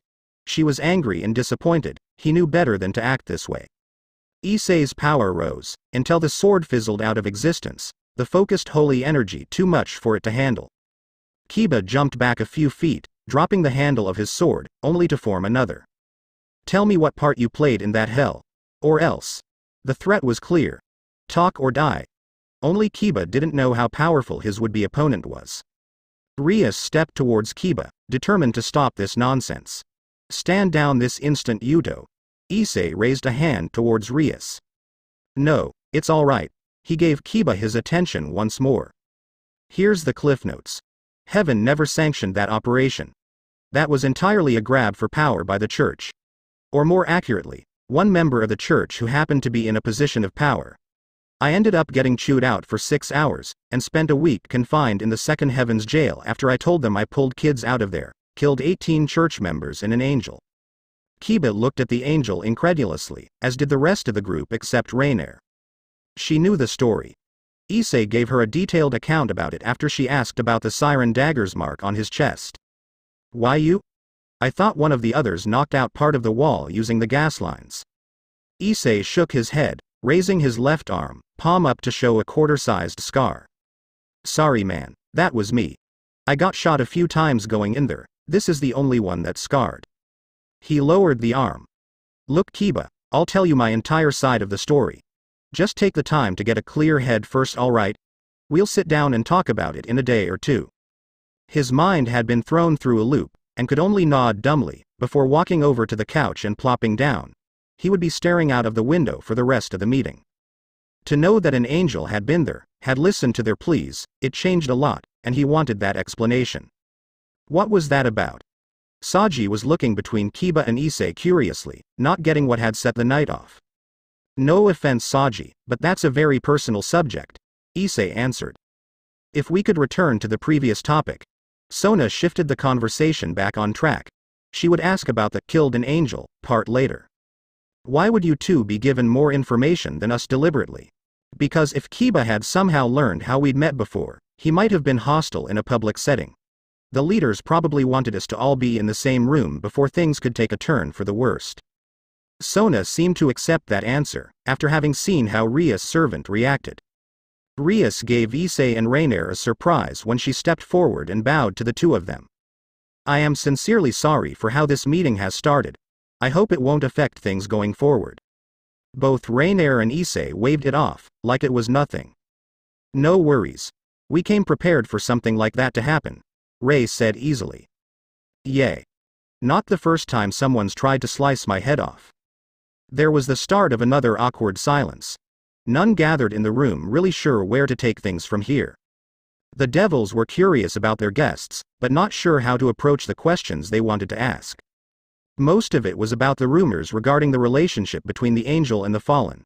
Saji, Momo and Ruruko hadn't really gotten any clear answers to the specifics of their time together. Issei remembered something that had come up during lunch. Oh right. Is it cool if I show my wings? Momo and Ruruko asked to see them during lunch, but I'm not great at concealing them at a moment's notice. So I promised I would once we all met up. That caught the group's attention. Sona looked at her two members curiously. The two girls just blushed a bit and looked away. She understood the curiosity, but she hadn't been aware of that being brought up during lunch. They looked ashamed that they'd forgotten to tell their master that bit. Momo, Ruruko and surprisingly, Rias looked eager to see them. Kaneko even stopped eating her candy to look for the king's response. I'm rather curious myself. If you don't mind, Issei, then go right ahead. Issei felt the pulsing in his left arm again, telling him Diedrich wanted something. What's up, Diedrich? Are you sure about revealing this much to them, partner? It takes away any element of surprise, should things not work out. Issei rolled his eyes, which a few of the devils saw. Azazel already knows, the seraphs know. Chances are that the devil kings know too. Besides, if I can make this peace happen faster, I will. Peace means less problems, hopefully. If you're certain. I won't argue. Diedrich receded back into the boosted gear, no doubt returning to his beloved nap. Issei rolled his shoulders, and the room echoed the sound of multiple pairs of wings unfolding. Whoosh, 5 pairs of wings sprung from his back, stretching to their full and surprising length. A halo above his head of luminescent light. The first, third and fifth pair were a crimson red, with soft-looking feathers extending off them. The 2 sets in between were the purest white that any of the devils had ever seen. His wings were longer than the average angel's, each one taller than Issei was. The nearly 16-foot wingspan gave Issei an intimidating look. Like he was a creature much bigger than them. What the fuck? Saji looked at the angel, his mouth hanging open. Issei and Rainier laughed at the blonde devil. Yay, I'm used to that too, he chuckled. Rias was upon him almost instantly, looking at the wings closely. Her hand raised slowly, but stopped once it was a few inches from touching the feathers. Is it okay? Looking over his shoulder, Issei nodded to the redhead. You can touch, but no tugging. He hated that feeling almost as much as when the duct tape had been ripped off his mouth. Her hand ghosted over the top left wing, and Issei had to resist the urge to shudder. It felt strange. Not bad, just strange. Mostly because his wings were seldom out in the open, so the nerves were a little sensitive. And only Rei and Aya had ever felt them before. Ruruko and Momo were the next to walk behind him and touching one of his wings, marveling at how soft they were compared to the leathery wings of a devil. Sona stood in front of Issei, trying to appear like she wasn't curious about how they felt as well. They sent an angel on par with some of the strongest of the 3 factions to a school. Her eyes flickered between his eyes and the wings sticking out of his back. Look at it this way. If things really got bad, it would be 1 angel, against 1 fallen, and 12 devils. Or 13 devils if Gasper wasn't sealed. Sounds pretty fair to me. She didn't like the power difference between him and the Kuo devils.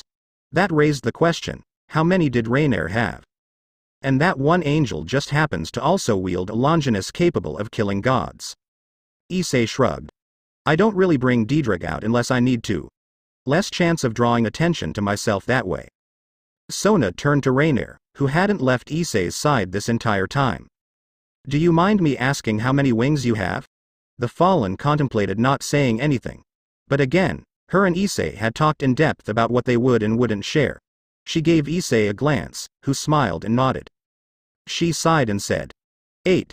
Sona nodded, accepting it once more, that if things did turn for the worst, that the other 2 factions would want someone who wouldn't just be wiped out without a fight. But still, there was an angel of a leader class, and a fallen not far behind that were standing in close proximity to them. Hey Issei. Issei looked over his shoulder again, and saw the curious face of Tomo looking at him. Why are some of your wings red instead of white? Issei tapped his chin. He had never been given a good answer for that. Part of it was because only Gabriel and Michael had seen them. And he didn't spend any time near the researchers. He didn't feel like getting poked and prodded to be a guinea pig on their tests to test how keep angels from falling. Something to do with having the boosted gear. Other than that, I don't really know. The girl nodded and went back to stroking the feathers beside Yura. The only ones not touching his wings were Sona, her queen Tsubaki, Akeno and Kaneko. Although Kaneko looked curious too. Kiba hadn't moved, and Saji took 1 stroke before feeling his curiosity satisfied. It was also weird for him to feeling up another dude. Ah. I can't take it anymore. Rei groaned out of nowhere before she engulfed herself in a purple light. When it died down, she was back in her true form. Issei could now see that she had indeed only reduced her breasts a small amount, having seen a quick comparison. As Saji's eyes flew open to the size of dinner plates, and a nosebleed of epic proportions started, Issei realized that she hadn't altered her normal apparel. Saji's skin started to pale from the blood loss. Rainier stood in her knee-high leather boots, with the black stockings reaching up to mid-thigh. That was the more concealing than any of the other pieces. Other than the elbow-black gloves and shoulder pieces, Rainier was in a rather skimpy leather bikini. It didn't leave much to the imagination. As much as Issei appreciated seeing her like that, the present company made it not all that appropriate. "Ray, we talked about this," Issei groaned. Rainier made Saji's condition worse as she stretched her arms behind her back, making her large breasts bounce upwards from the movement. She gave a satisfied sigh as she felt the limbs loosen up, free of their confinement. She turned back to him with a pout. "But that uniform is so smothering." Issei turned his head to look away. Her pouting was never something he'd been able to resist. "That face could be weaponized, I swear. And you want to marry that face?" "You're damn right I do. Shut up and go back to bed." It was worse than when he told Tosca that he couldn't watch over her anymore, that someone else would. There was a quiet voice with noticeable malice in it that carried through to his and Ray's ears. Oh my. What an unsightly creature. It was Akano. Issei didn't even turn his head before grabbing onto Ray's hand, wanting to stop any reaction that she might have. Her hand was clenched, and Issei turned back to see Akano walking towards the door. Ray was glaring at the half-fallen, Rias also watching Akano walk out. No one else had apparently heard the remark. Thankfully. But they watched Akano walk out with curious eyes. Once the door closed behind her, Issei wished his wings away, causing a few to groan in disappointment. Issei pointed at the couch while looking at Ray. She huffed with her arms crossed under her barely covered chest. Saji stared at her as she shuffled over to the couch, and sat down next to Kaneko. Issei turned to Rias, who was about to walk out of the room, and lightly grabbed her by the shoulder. She turned quickly. "Please. Let me?" he asked quietly. She rose an eyebrow at the angel. "She's a part of my peerage. Her actions are mine to reward or punish." Issei nodded. Even though he didn't like the way she had worded that statement. Slavery was the immediate thought that was synonymous with that way of thinking. It reminded him too much of his situation with Heaven and the dagger. But he'd heard that a good portion of devils weren't all that bad to their peerage. There were some bad eggs still, mostly the older devils. But progress was a slow thing, especially in the supernatural world. "I know. But I truly believe that I can offer an insightful perspective. You read my file right. How it was that Gabriel found me." Rias had to think about what she knew. And other than the report about the fight that they'd walked into, nothing about Gabriel had been mentioned. "I know a bit. More so from our additional research than the file. A devil killed your parents." "Then it wouldn't be hard to see me hating all devils, correct? 5 minutes, that's all I'm asking for." Rias bit her thumb as she thought about it. This was her best friend that they were talking about. She didn't want any harm to come to her, physical or emotional. But Issei was right, he had been put through a scenario that should have left him hating all devils, and yet he didn't. 5 minutes, and then I'm checking on you too. Thanks. Issei walked towards the door to follow the queen. He turned to Ray just before exiting. "Play nice, Ray." She stuck her tongue out childishly at him. Linebreak Issei felt Akano walk to the back of the building. Just as he rounded the corner, he heard a distant slap, and 2 girls laughing uncontrollably from inside. No doubt Rainier had done just the opposite of what he'd asked. The back of the building came to the forest, keeping most of the school grounds from view of any direction but the front gate. And the afternoon sun was just above the tree line now, giving the path into the forest a nice glow. Sitting with her knees against her chest, Akano had her back to the old school building. She looked lost in her own world, and didn't notice his approach. "Do you hate me too, Akano?" he asked once he was a good dozen paces from her.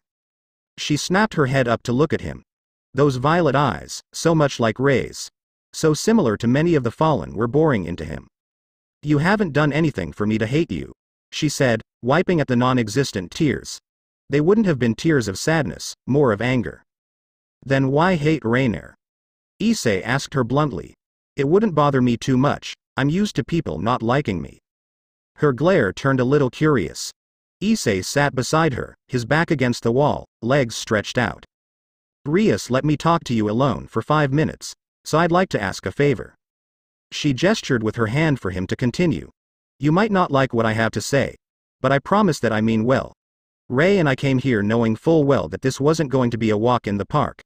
Especially regarding me with Kiba, and you with Rainier. I just ask the same of you as I did him. Take the time to soak in what I say with a clear mind. Be objective. How can I agree when I don't know what you're going to say? She asked tersely. Do it knowing that I want this peace to happen. That I need it to happen. Because as much as it seems that Rias has been your saving grace, pardon the phrasing. Rainier was mine. I need her. And a war ruins that chance. Then you only have about 3 minutes and 10 seconds left. Issei looked out to the forest where the sun was setting, thinking of the last time he was sitting like this with a girl. Last time, the girl was the same age as him. She was upset, just like Akano, but it was for what he wouldn't say, rather than what he had. You, me and Ray, we all have something in common. Loss of a parent, both in my case. Wrong place at the wrong time for my parents. Ray's was because her mother developing research on if the fallen could reincarnate like the devils. Your mother because her family didn't like who she married. Akano sulked more at the mention of what made her mother lose her life. In my opinion, you acting this way is a slap in the face to the choice your mother made. Akano gasped and gave Issei a glare, and he would swear until the day he died that he saw lightning in her eyes. Issei continued, even as his fingers started to tingle from the electrical current surrounding the two of them. Your father and I, we've talked a few times. The feeling of electricity in the area amplified. Damn girl, a little practice, and some time, and you'd be stronger than Ray easily. Do you know what he left to do that day? Issei looked directly into those bloodshot violet eyes. It took almost a full minute before she answered. They'd planned ahead for a reason, he wouldn't that long. No, he left for some sort of mission for Azazel. The words were like poison in her mouth. The ones that killed Ray's mom. Azazel found them, and wanted your father to handle it. A group of devils that were attached to some necromancers. Issei tried to hide the fact that he was clenching his hands to try and get feeling back in them. So Barakiel leaves to do just that. And then instead of believing that love can cross borders, your mother's family sends assassins to kill him and bring her back. Only they find her guarding you, a child they had no knowledge of. Being that they assumed that Barakiel had brainwashed your mother, they thought it best to kill you first. Akano had started sobbing into her knees as his story went on. I've seen pictures that he carries with him of you and Shuri, and to be honest, I think it was more likely that she brainwashed him than the other way around. She must have been something special to get a fallen angel that was thousands of years old to go monogamous. Issei looked to the hunched-over young woman crying her eyes out, not thinking before he spoke. Other than the violet eyes, you're almost a carbon copy of the picture I saw. Anyways, back to my point. Akano caught what she thought was a compliment, or him hitting on her, and sat up to look at him through bleary eyes. My point boils down to this. Your father looked past the lines drawn by a faction, as did your mother. The Hamejima clan couldn't. How is their discrimination his fault? Sure, if he had been there it might have been different. But people with that kind of hate will stop at nothing. If not then, they would have come again and again. Other than isolating you and your mother in the Grigori HQ for who knows how long, there's little that they probably wouldn't do to get to the two of you. Akano had been watching him say this, as he looked towards the forest. Then he turned to look at her, a look of sympathy, of understanding in his eyes. Your anger is well deserved. But point it at those that truly deserve it. The Hamejima are the ones that broke your family apart. Not the fallen. Believe me when I say Barakiel is just as torn up about the situation as you are, maybe more. She was about to argue that there was no way that was possible. He lost a wife. And a daughter that day. Over another family's hate. To get justice for what was done to another fallen family. She closed her mouth with that. And Issei looked back out into the distance, fully aware that his time had been up for over 30 seconds, and that Rias was close by and listening in for longer than that. I was just as bad as you were for a little while. Then I met the other devil that had been in that field the day my parents and Aya's sister were killed. Akano still wasn't able to talk, still feeling the lump in her throat from crying. I wanted to attack her so badly. To kill her, for her part in my parents' death. Thinking that this was a regret he had about killing someone, Akano asked if he went through with it. Issei shook his head. No, I was ready to attack. But she recognized me, from that fight. She threw her hands up in the air and dropped to her knees. She begged me to hear her side of the story before she left her life in my hands. Issei thought of all that the female devil had told him. A lot of which he had kept to himself, not even Rainier knew it all. She'd fallen in love with an exorcist. But heaven and the devils couldn't have that, so they sent a devil that was strong enough, yet deemed expendable to kill the two of them. Then walks in a bunch of humans. It shouldn't have been possible, but my sacred gear let us enter, thinking we were supernatural beings. The exorcist was fatally wounded, so after I killed the other devil, she ran and hid. Issei cleared his throat, to speak a bit louder as he heard Rias trying to get closer, like she was having trouble hearing the conversation. From then on, I've tried to always look from an objective point of view, to see what things from another person's perspective are like. Issei shifted his focus back onto her and her situation. You have no idea how truly gifted and pulsing with power your blood is. You are the daughter of a fallen Kadri, renowned for his holy lightning. The daughter of one of the strongest Shinto priestesses, and a reincarnated devil. If you want to show up the Himejima clan, and make them see how wrong their decision was, use those powers, holy, divine and demonic, use those and make them see how wrong it was to exile you and your mother. Issei started to stand, groaning as his limbs were still feeling the affect of Akino's latent abilities wanting to manifest. Trust me when I say that showing someone up is better than any other form of revenge. The look on their face when they see how badly you can kick their ass is awesome. Once he stood and started to walk back towards the entrance, he heard Akino whisper. No promises, but I'll try. And Issei counted that as a victory. That's all I can ask for. Hell. I'm still trying to get over all the shit Gabriel and Michael have put me through.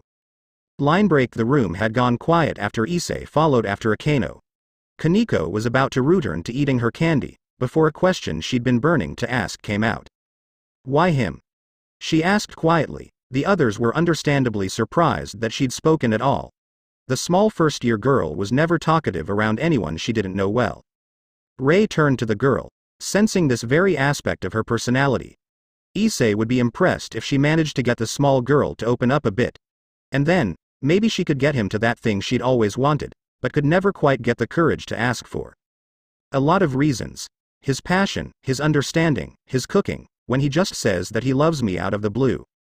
She had the room's attention, but there was only one thing that Kaneko had focused on. So he's a pervert first and foremost. Rainier was ready to defend Issei, but Saji had shot from sitting position on the floor, which was just out of arm's reach. I knew it, he yelled. Momo and Ruruko by his side in an instant, to make sure he was steady. Seriously dude, open your eyes. She thought, looking at him and waiting for to hear what kind of revelation had been confirmed by him.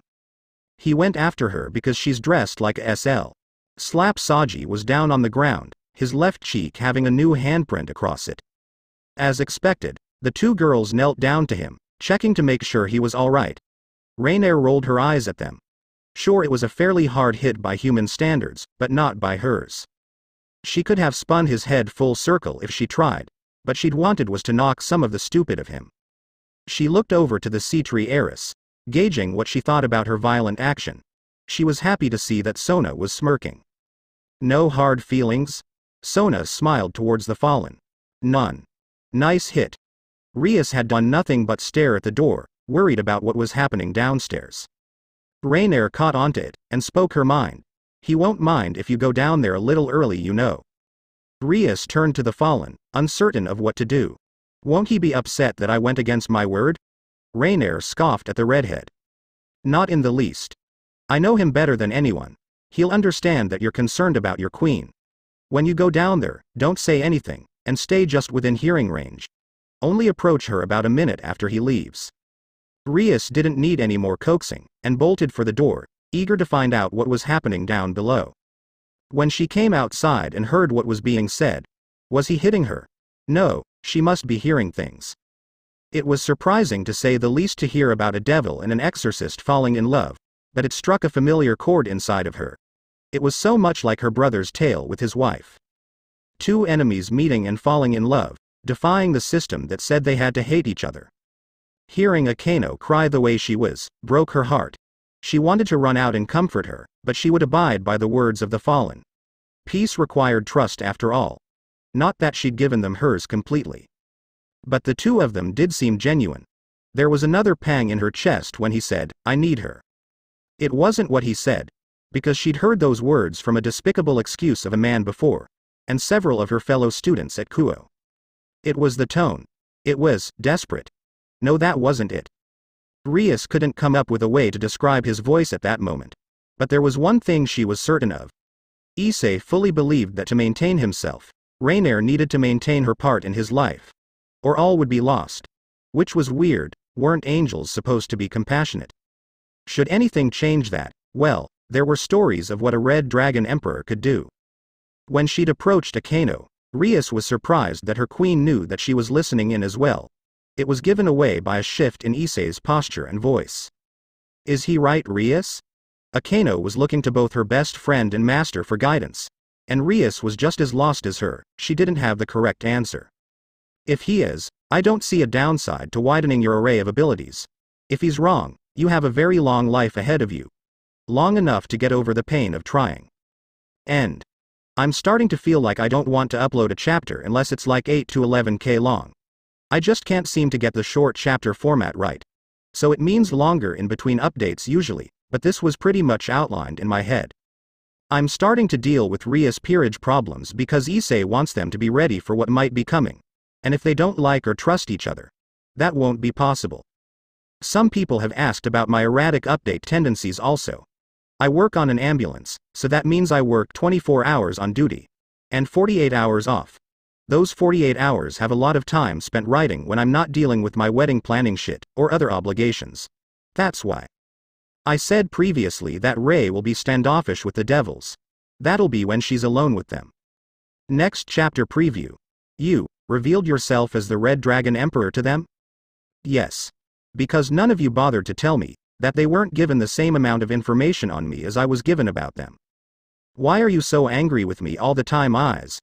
All I want is to fix things. Seriously? You don't even have a clue. You took away my humanity without my permission. You told me you only did it because of Diedrich. You imprisoned me because I wanted to save the lives of children being murdered by a deranged church official and a rogue angel turned fallen. You turn me into an at-will slave for Aya. You risk my life with crazy-ass missions because the others can't be lost. I was a child in your care, and I was treated like I didn't matter. You and the Seraphs made me turn away from Tosca and filled her head with bullshit. How dare you let her think that I don't care about her? And all because you were afraid of what I could do. What might happen if I became stronger than Michael or Dulio? If you knew me at all, Gabriel, you'd know I'd never do that to someone who treated me like a normal fucking person. Issei walked out of her hospital room, letting the Seraph recover from her injuries. No matter how angry he was at her, someone had attacked his teammate. He would find them, and they would pay. If Azazel had seen the state he'd reduced her to, no doubt he'd be both amazed and pissed. Gabriel was always a soft spot for the fallen leader.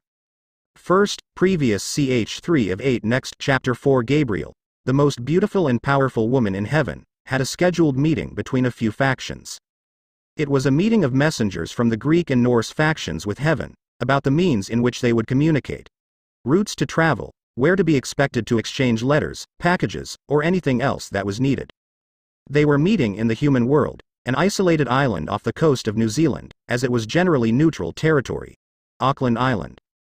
The Hindu and Egyptian were the other two factions that had initially agreed to be present, but each had cancelled their presence, for reasons that were not relayed. Gabriel had thought that, being messengers, they would have sent word about where to meet with the other beings.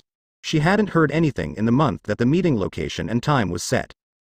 Teleporting herself down to the island, she came to the largest area of flat land. A large portion of Auckland Island was cliffs, or hillside that would prove to be counterproductive when setting up a meeting. You couldn't make a proper setting without at least some level ground for the table and chairs. Nor could you expect a god, no matter what pantheon, to stand for such a potentially long meeting. Glancing from side to side, Gabriel looked over the grassy land, admiring the perfect weather as she did. The sky was clear, the sun shining down and warming her through. Truly a blessed land, this is, she whispered. Her favorite places in the world were those that the sun shined on frequently and with warmer temperatures.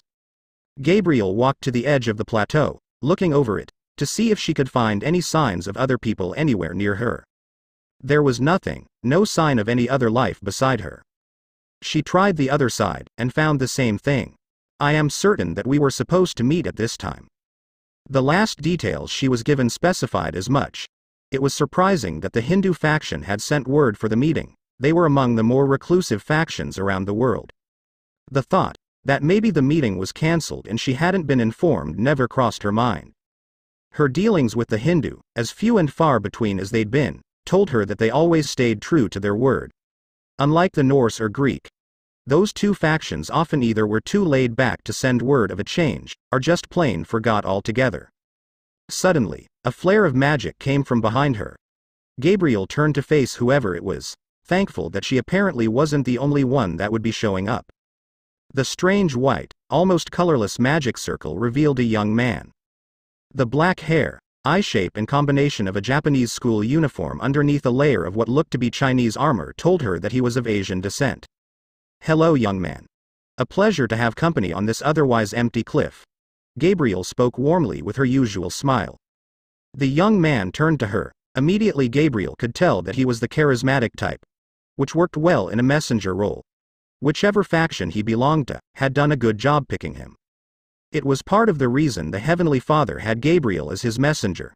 Her smile warmed hearts, eased worries, and it radiated a peaceful aura that made people listen. "Gabriel, of the great seraphs, I thank you for coming here today," he spoke. He gave a slight bow to her, a smile on his face. That smile made her pay closer attention. It was one that spoke of a hidden objective. There was nothing genuine about it. "Our meeting will certainly to help spread word," he spoke vaguely after he raised himself. Gabriel tilted her head in confusion, even as her eyes never left him. "Was there a change in topic for our meeting? I had been told that at least 2 other factions were to be present." He took 3 steps towards her before his right thrust out, and appeared to be grabbing something from thin air. "I apologize for the lack of forewarning. Normally I'm much more upfront. But the events of recent days has caused a change in plan." Gabriel felt a holy presence form into the boy's hand. It was powerful, and one of the purest concentrations she had felt outside of a high-tier angel. Wait. She recognized this feeling. The holy presence formed itself into a spear, its length being as tall as he was. The snake-shaped decoration wrapped around the upper quarter length, leading to the blade where the holy energy was emanating from told Gabriel what she was looking at. "My name is Cao Cao, wielder of the true Longinus, and I am here to send a message." Her smile returned. She had only come across one other wielder of the holy spear before, since it was made into a sacred gear. It was a blessing to see. "It is certainly a pleasure to meet the wielder of the strongest Longinus, created by my father." Gabriel felt the shift in the boy's power, as 7 lights surrounded him, in the form of orbs of light. Her smile being removed from her face, something that was rare to see. "Itsute Ratana," Cao Cao said. Gabriel felt herself immediately being restricted. By what exactly, she wasn't sure. Whatever it was that the holy spear had done, it wasn't a commonly known ability. The angels' collusion with devils and fallen was surprising, and ultimately, cannot be allowed. They are beings of evil, and those that willingly aim to coexist with them need to be eliminated.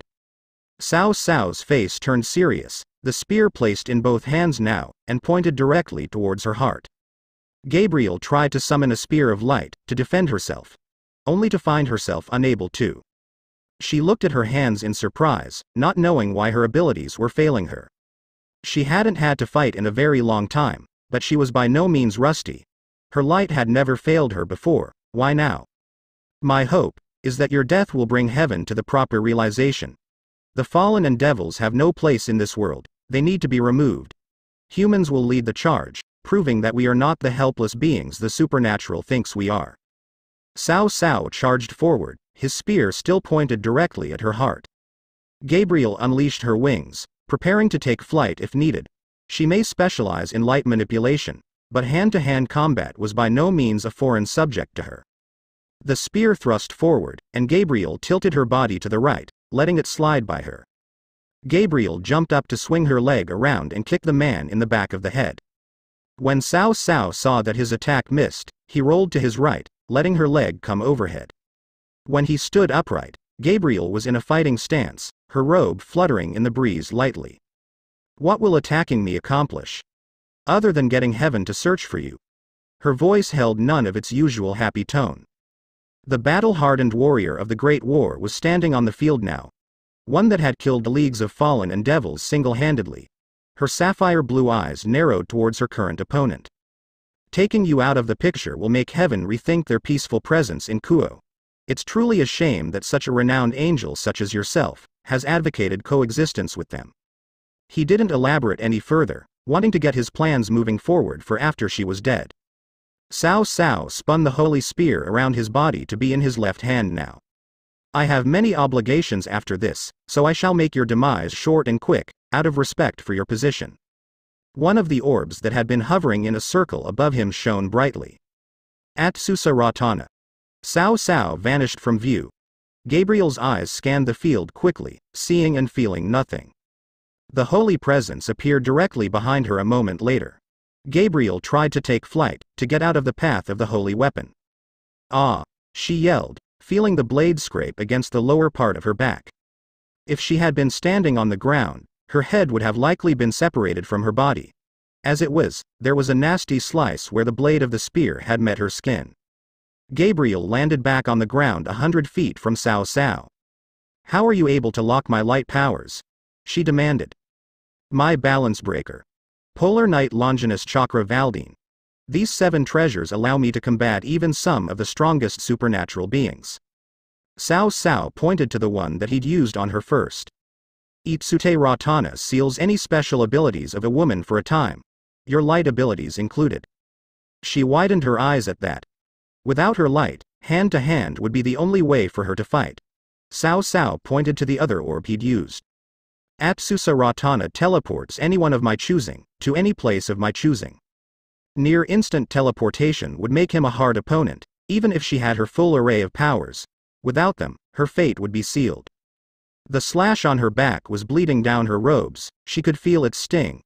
If she wanted to get out of this situation, she would need help. If only. Linebreak Issei was in the kitchen, making dinner for him, Rainier and Aya. It had been a week since the meeting with the devils, and with all things considered, everything had been going fairly well. He had found a 2-story house pretty close to the school, and purchased it with cash up front to the seller. Blue exterior with a small yard out front and back. A balcony just off of his room. Just inside the front door led to the living room, and to the right was the dining area and kitchen, only blocked by an open doorway. Issei appreciated the newer appliances, as they made cooking easier and more pleasant. The pork in the pan sizzled, the thin slices almost ready to be plated with the veggies. Ray and Aya were in the living room, watching some horrible reality TV show. Why would someone go on television to find their spouse? He had thought the same thing every time they watched the show. He couldn't imagine any scenario where he'd want his relationship to be broadcast for the world to see. Had to be a girl thing. The situation with the devils hadn't really changed all that much since the first meeting. The 2 girls in the Sea-Tree Peerage were the friendliest with him and Ray. The rest were neutral most of the time. Saji still silently cursed Issei for having Rainier, but kept up a civil front. The 2 that Issei had talked to, Kiba and Akeno, would fluctuate. Kiba would go from his normal, Prince Charming to brooding teenager at the flip of a switch. Issei hadn't found the right opportunity to have that talk yet, the boy was still too unstable for it. Akeno was generally pleasant with Issei, but still pretty frosty with Rainier. The verbal aspect of it had stopped, but the looks would come around every once in a while. She was trying, just like she said she would. That was alright for now, but Issei really wanted to get them training, just in case. The food was done now. He plated the meat, and set the 3 places on the dining table. Girls, food is ready. He called out into the living room, as he turned and sat himself down. Ray came in, looking as happy as she had when the mission started. Her post-proposal high hadn't worn off yet. She sat to his left, with Issei at the head of the table. Aya came stumbling in, her shoulder knocking into the frame of the doorway. She glared at the frame, like it had wronged her in some way, before plopping herself down. She hadn't been in the best mood. The moment she saw the ring on Ray's finger, she had flipped out on Issei. She accused him of leaving her behind, of not loving her, of thinking she was a horrible person. None of which was true, not that she listened. She was the last thing he had even close to family, he did love her. And while she had her issues, mainly stemming from the trauma of seeing her sister dismembered in front of her, she was not a bad person. Issei could already tell what tomorrow morning would be like. He'd wake up, start on breakfast for the three of them. After chugging her usual 2 cups of coffee, Aya would apologize for acting this way. And like usual, Issei would forgive her, because it wasn't entirely her fault. Her sister dying was a case of wrong place, wrong time. She could only recall the event, because Michael had refused to wipe her memories of the event once she started to show side effects of the trauma she'd gone through. And no angel could go against the words of the one that had taken God's place. She'd promised to never use the dagger on him unless it was really necessary, and they'd go back to normal. She was so sweet and loving when she was sober. Give her a few drinks though, and all of those worries and fears came out in the form of a sex-craved dominatrix or a teary basket case. She'd bought quite a few accessories for her new habit lately. How did he end up living with 2 forceful women? Ray had surprised him by her request the day after meeting the devils. Issei was still trying to figure out if he was okay with giving it to her. Apparently her fantasy was to have him force himself on her. She'd already told him what her safe word would be if he was really crossing the line, even though she knew that he wouldn't. Rainier wanted him to slam her against a wall, rip off her clothes, and take what he wanted from her, like he owned her. Normally, Issei had no problem giving in to what the 2 girls wanted. But this was pushing the limits of what he was comfortable with. Even if it wasn't real, and just a fantasy, it came too close to what the dagger turned him into. A tool, to be used at its owner's command. When dinner was finished and Issei was cleaning up, Aya came in, resting against the frame of the doorway. He could feel her presence there, but just let her be. Aya stood there for a few moments, just looking at him, before walking over. Issei stopped what he was doing when she wrapped her arms around him, resting her head against his back. Something wrong, Aya? She didn't say anything for a while, so Issei returned to drying the plate in his hand. Don't leave me behind, she whispered. They were back to this talk again. Her insecurities were getting the better of her. Fuck Michael in all his 12-winged glory for making her hold onto those images. Humans weren't supposed to see the supernatural at work. Issei put the plate down, tapped on her hand to get her grip to ease up. He turned around and pulled her into his chest. He spoke softly with his cheek nuzzled into her hair. I'd never do that. She gave him a squeeze, then pulled back to look him in the face. Promise? Her gray eyes searching his for their sincerity. Issei nodded with a smile. I promise. She returned the smile, but it was more of a sly one, compared to his honest and heartfelt. Good. Aya stepped back, and grabbed onto Issei's hand, dragging him out of the kitchen. Come with me. They rounded the corner towards the staircase towards the floor where the bedrooms were. Aya dragged him up them quickly, coming face to face with Rainier, who had gone upstairs to change into a see-through light blue nightgown. She saw the look on Aya and smirked. It was time for their nightly fun, it seemed. Time to play hide the sausage. The smile on Aya widened. Yep. And we're going until I know that Aiko will have to help me out of the squad car tomorrow. Rainier just laughed as she started to follow behind them, wanting to get in on the action. With any luck, she'd be in the same situation. Supernatural stamina added to a dragon's libido was never to underestimate it. Maybe I should put the dishes away before we get started, Issei said. He wasn't against her plan for the rest of the night, far from it. But the kitchen was his domain, and he liked to keep it in order. Aya stopped, Rainier coming to stand next to her. The 2 girls glared at him for thinking he was escaping their clutches. Nah, mister. You're coming with us right now, Aya started. Aya. Rainier interrupted. Issei had felt a pulsing in his hand that Aya was holding. Rainier saw the light emitting from it, and her eyes widened at how different it was from the last time she saw it. It was flashing twice a second. Normally it would only be once every 2 seconds, and be a dull light. This was a frantic, bright pulsing.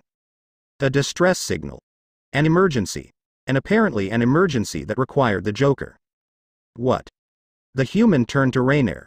Seeing the fallen staring at the linked hands, she saw the red hat surrounded by the heart. Aya's face grew angry. No.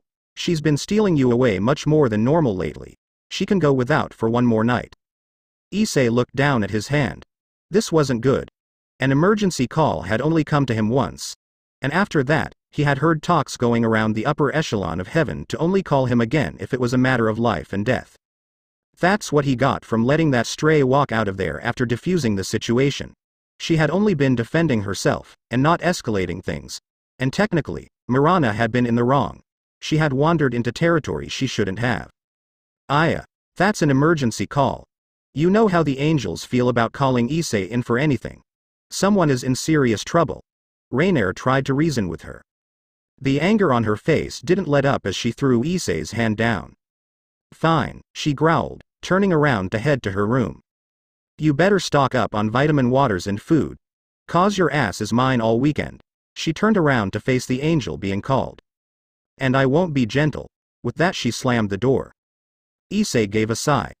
Great, just going my job, and I'm going to have numb limbs for 48 hours, he turned towards Rainier, who gave him a teasing look. I've never seen a man complain about a weekend sex marathon before. He deflated a little at that. Yay, well, most don't actually get to experience the friction burn on your dick as a result of it. Lube can only do so much. Rainier shrugged. We've never had that problem before. Issei grabbed his robe from the pocket dimension that he kept it in, and slid it over his head. You're not human. Your body recovers the necessary bodily fluid faster. He closed his eyes and focused on teleporting to where the call was coming from. He was worried that it was coming from Gabriel of all people. A seraph was sending an emergency call. What the fuck was going on? And why was she in New Zealand? I'll be back as soon as I can, Ray. Issei said as he reopened his eyes, preparing the circle. She stepped forward, cupped his cheeks and gave him a small kiss. Be safe. Be quick. And stay on guard. With a nod he warped away. Line break. When the light died, Issei was standing on a grassy plain, with chunks taken out of the land. He heard a gasp from somewhere behind him. Turning around, Issei could not believe what he was seeing. Gabriel was being thrashed by a young man who couldn't have been much older than him.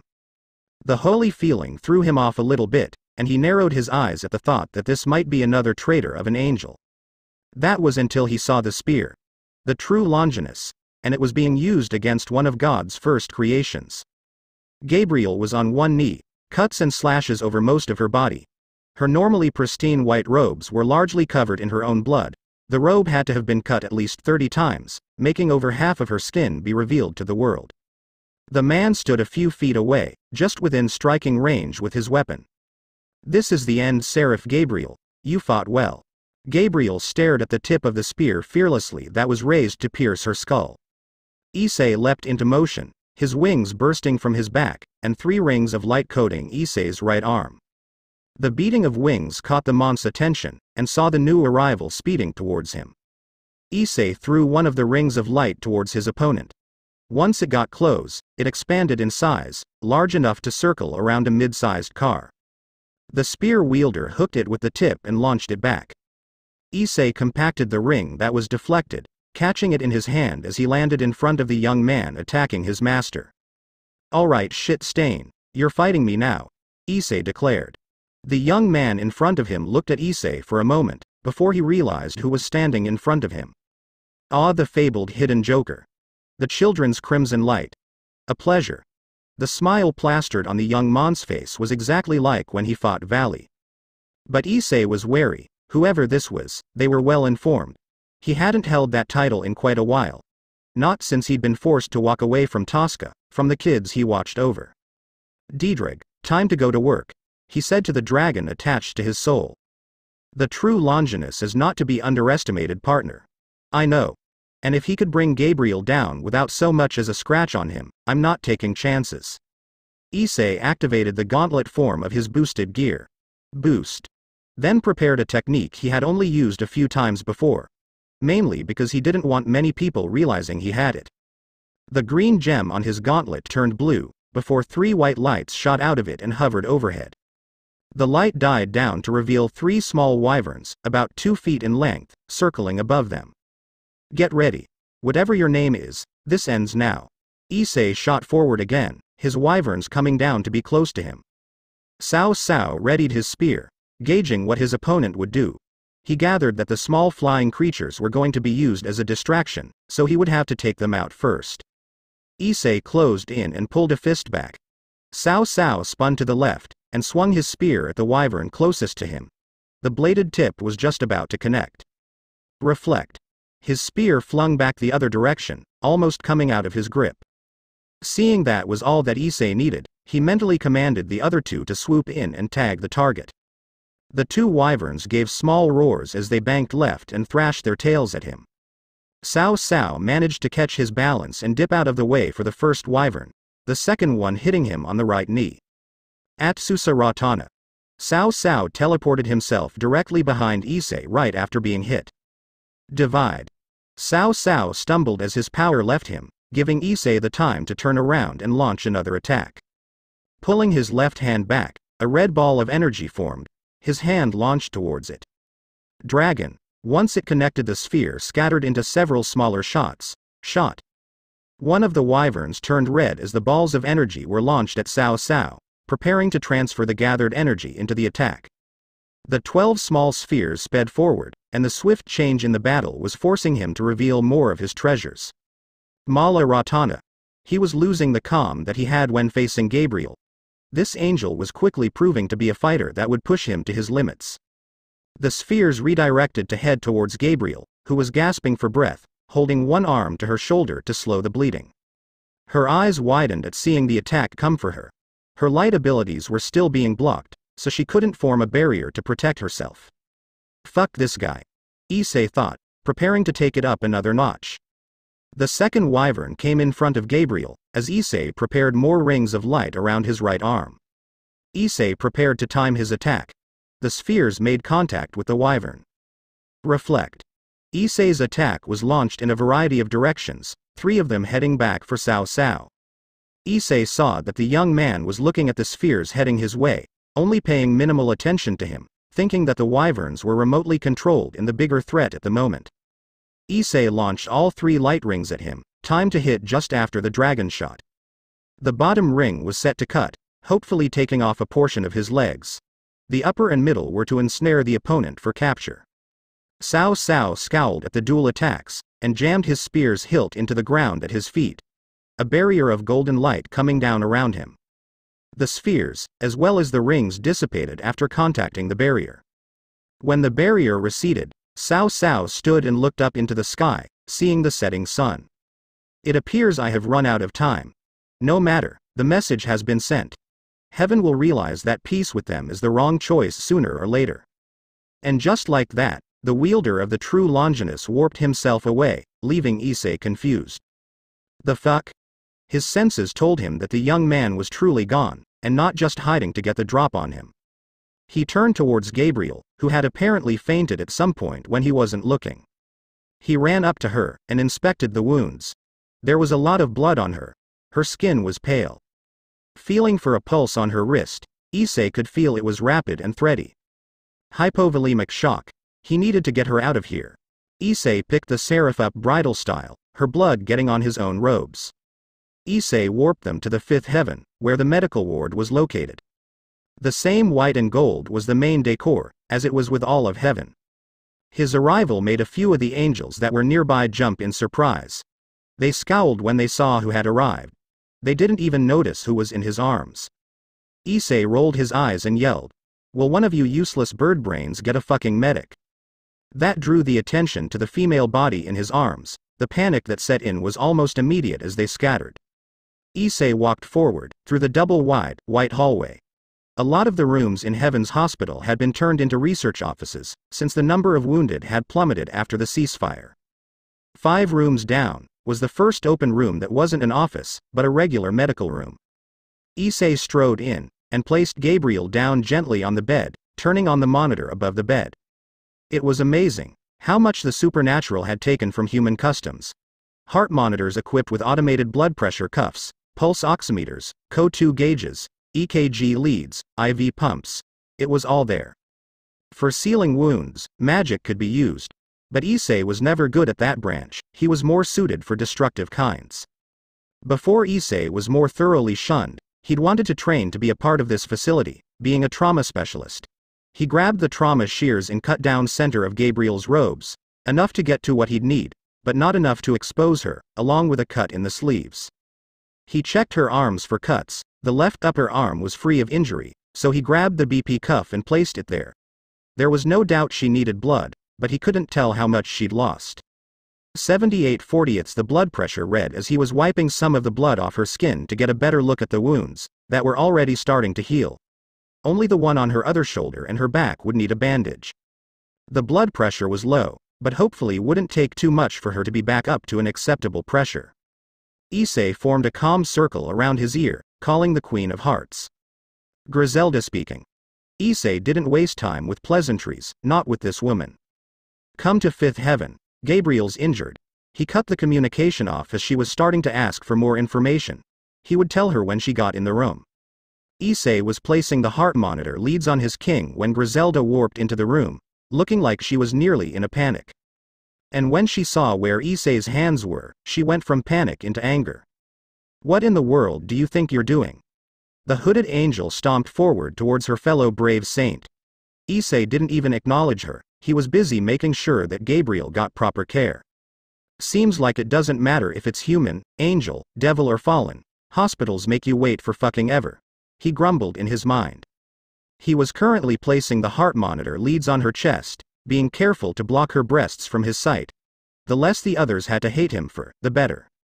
His hand was snatched by that of the Queen of Hearts, tearing it away from the recently placed final lead. The heart monitor giving recognition of the signal coming through in a still rapid but proper rhythm. Issei glared at the Queen, snapping his hand out of her grip and stepping to the other side of the bed. He pushed the BP button again, wanting a new reading to see if there was any changes.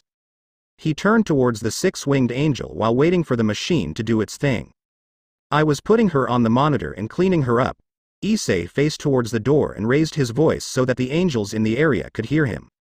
Because apparently my being here means it's okay to ignore the fact that a seraph needs medical attention. Griselda's blue eyes lost most of their anger, and went back to the usual neutral state. She turned to glare out of the door, where she knew that the resident medic would be able to feel it. Seriously, what a fucking crock of shit. They can hate me all they want, but just because I'm in here, they take their sweet time. Bastards need to be fired. Issei grumbled as he grabbed a needle, placing a tourniquet on Gabriel's other arm. Griselda watched with an appreciative eye at his work. He was quick, efficient, and knowledgeable. Issei hit the vein on the forearm just below the elbow, attaching a saline bag and opening it up to free flow, hoping to get her BP back up into the normal range. You've been studying on your own, Griselda commented. Issei grunted with a short nod. School is boring as fuck. Just because this hospital won't take me, doesn't mean another won't. It's still what I want to do. Griselda closed the door to the room, and sat on the opposite side of where Issei was, looking at him as he watched the heart monitor. What happened? She questioned. 50 seconds. Better. The Joker mumbled, looking at the new reading. Issei shrugged towards the Queen of Hearts. Not entirely sure. She sent me an emergency call. I showed up to find her and a guy wielding the holy spear fighting. Griselda's eyes shot wide open at the mention. She was cut up pretty bad from what I could tell, and couldn't lay a hand on him. I didn't bother waiting to find out how, or why. Griselda digested this information carefully. First question was how Gabriel had been defeated so handily. She was a seraph, an angel of the highest order, defeating her was no easy task. Then there was the fact that she had called Issei instead of herself. It had been decided that the second Joker was a resource only to be used if needed. Based on the way Gabriel looked, it appeared to be the right call at least. Did you kill the wielder? She asked him. While she would understand that it might have been necessary, the other angels would certainly have even more reason to dislike him if he did kill the one who held the holy spear. Issei shook his head. No, this guy was a cut above the rest. I brought out the wyverns, and he was still putting up a good fight. Apparently he had better things to do. He teleported out of there as I was considering whether or not to armor up. Issei looked up at the monitor as it gave a few alarming beeps. Her O2 SATs were down. Not dangerously low, sitting at 90%, but enough to do something about it. He got up and grabbed a nasal cannula, putting the ends in Gabriel's nose and turning the oxygen up to 4 liters. Whoever this guy is, he's connected. He knew who I was. Called me the children's crimson light. Griselda crossed her arms. That left only 3 places that this information could come back to. Issei had been charged with helping children. The seraphs thought it fitting, since he was a child himself at the time, and could relate better to them than another angel. Just like Dulio, Issei liked to visit the orphanages in church control.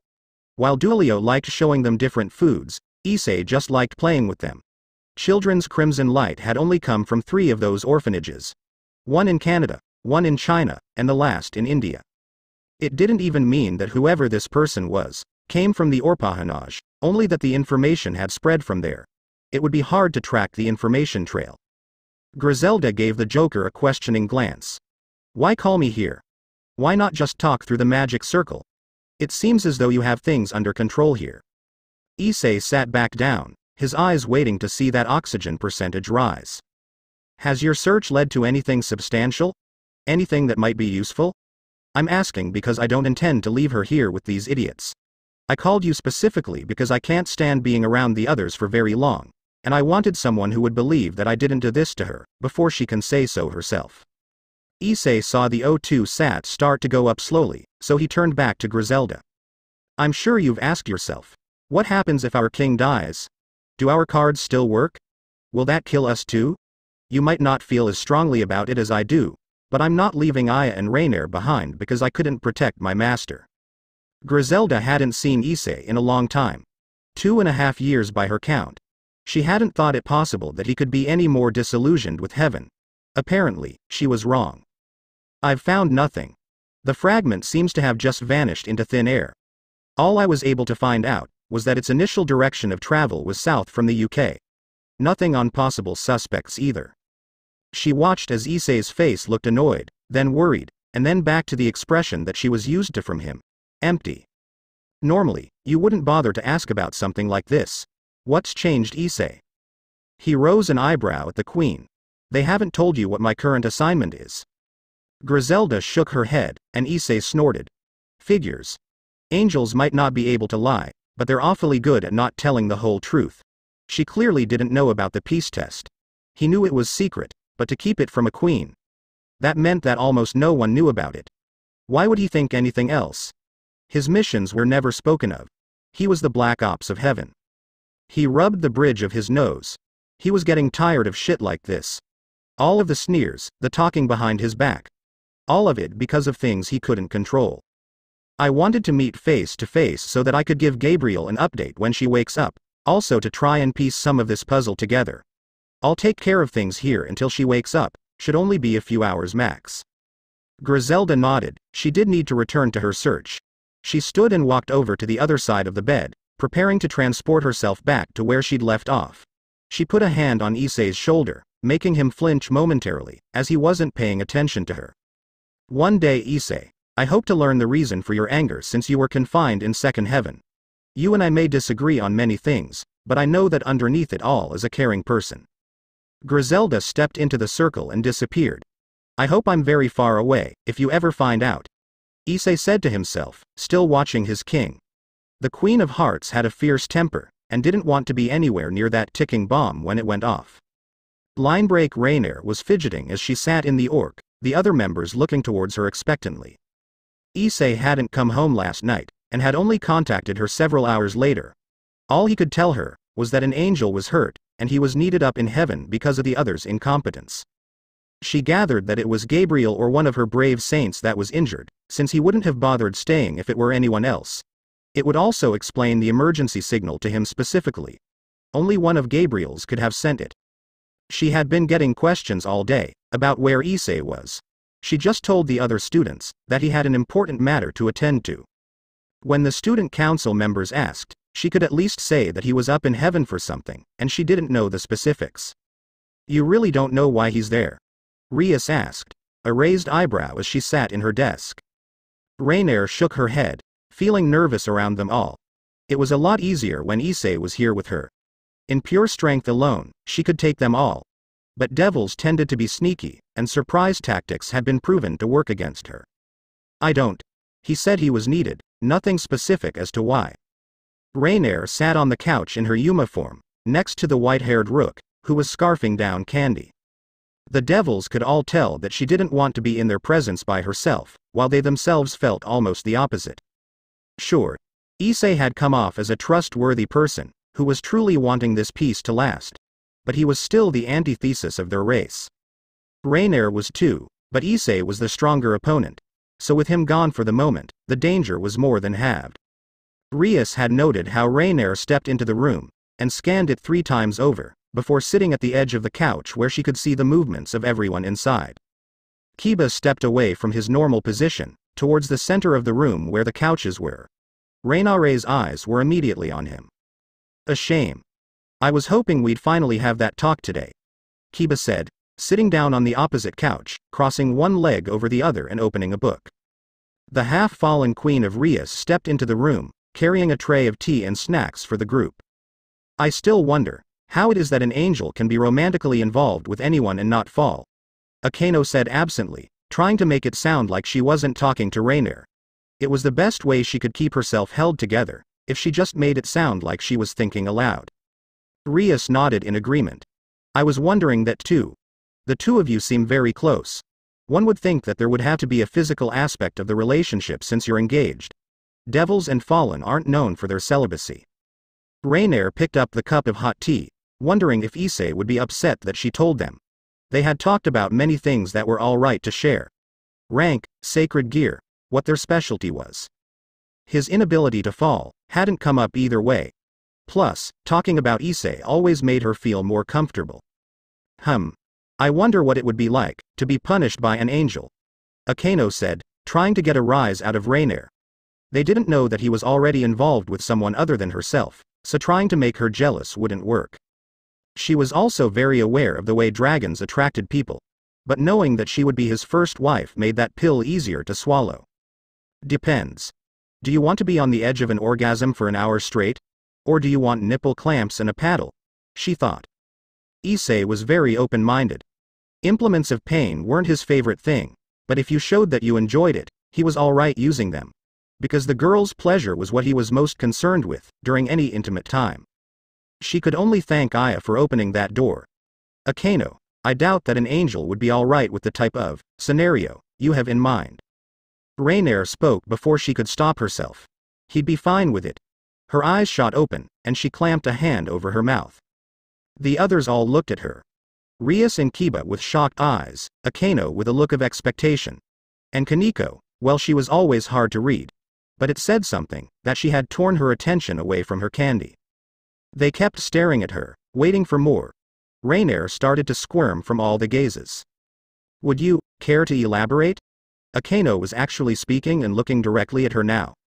Too late to turn back now, she thought to herself. If she refused to answer, they would just badger Issei about it when he returned. Someone knocked on the door at that moment, making Reiner sigh in relief. At least this would bring the attention somewhere else. Enter. Rias spoke, using her heiress voice.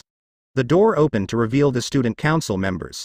They must have finished whatever work for the day to be able to spend time here with them. The group stepped in, noticing Reiner, but taking in the fact that the angel was still missing. Hello Rias. I see Issei Hyodo is still absent? Sona spoke to the other king. Rias nodded. Yes. Apparently called up to heaven for something. Sona, along with a few others, frowned in disappointment. A shame. I was rather curious to find out if he had an elemental affinity. Rias and Sona both looked to Reiner. Seriously. They know he has a dragon's sacred gear, it should be pretty obvious what his best element is. Fire is by far his best. Then lightning. He can only do the bare minimum with water, she answered. Sona nodded to that answer. She had assumed that fire would be more potent for him. Unfortunate. I was hoping to have a conversation about water techniques. Perhaps glean a few things to add to my own skills. Rias nodded, then smirked as she brought the conversation back to where it had been before the knock on the door. You might not get any magical knowledge, but I'm certain our previous conversation will at least be interesting. Sona raised an eyebrow. 3 of the girls stepped forward, curious as to what it was. Rhea, Tomo and Yura looked particularly interested. Oh? And what was the topic? Sona questioned. Rias crossed her arms in a triumphant manner, looking at Reiner. Apparently, Issei isn't as innocent as we've come to expect an angel to be. I need to learn to keep my mouth shut. Reiner berated herself. Everyone turned to the full Fallen in the room.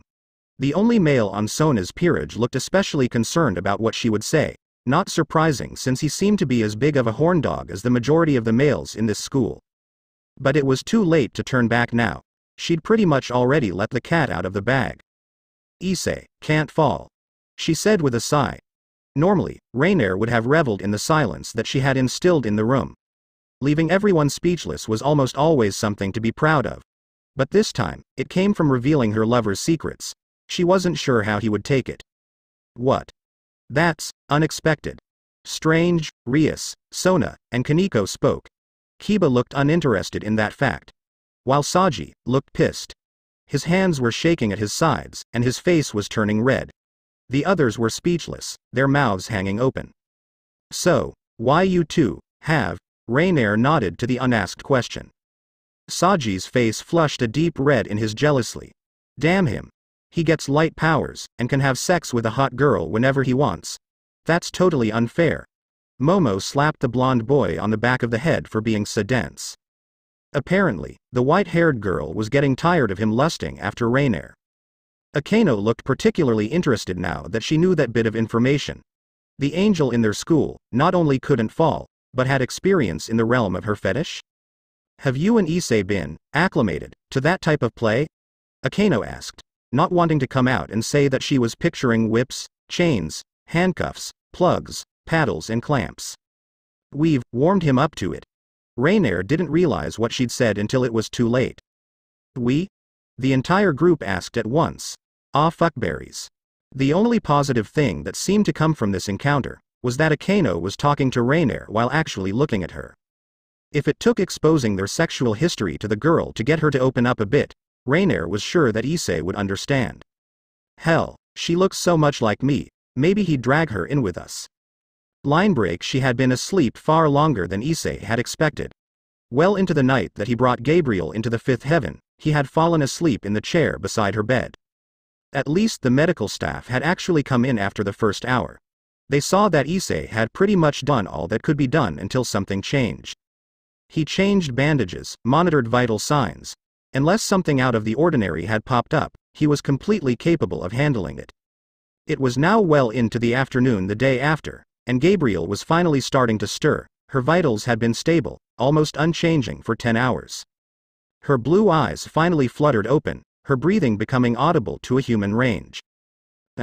She moaned from the ache of being in that horribly uncomfortable bed. Her eyes fluttered open, taking in the scenery of heaven. She blinked a few times, remembering that this wasn't where she could last remember being. What happened? She remembered heading to the meeting, and no one being there. Looking over the cliffs, enjoying the beautiful scenery. Gabriel shot up in her bed, her eyes flicking from left to right as the memory came back. The holy spear wielder. She looked at her right hand, and tried to call upon her light. A small dagger formed in her hand, as perfect as it ever was. Gabriel gave a small sigh of relief, at least her abilities hadn't been permanently closed off from her. That young man defeated me.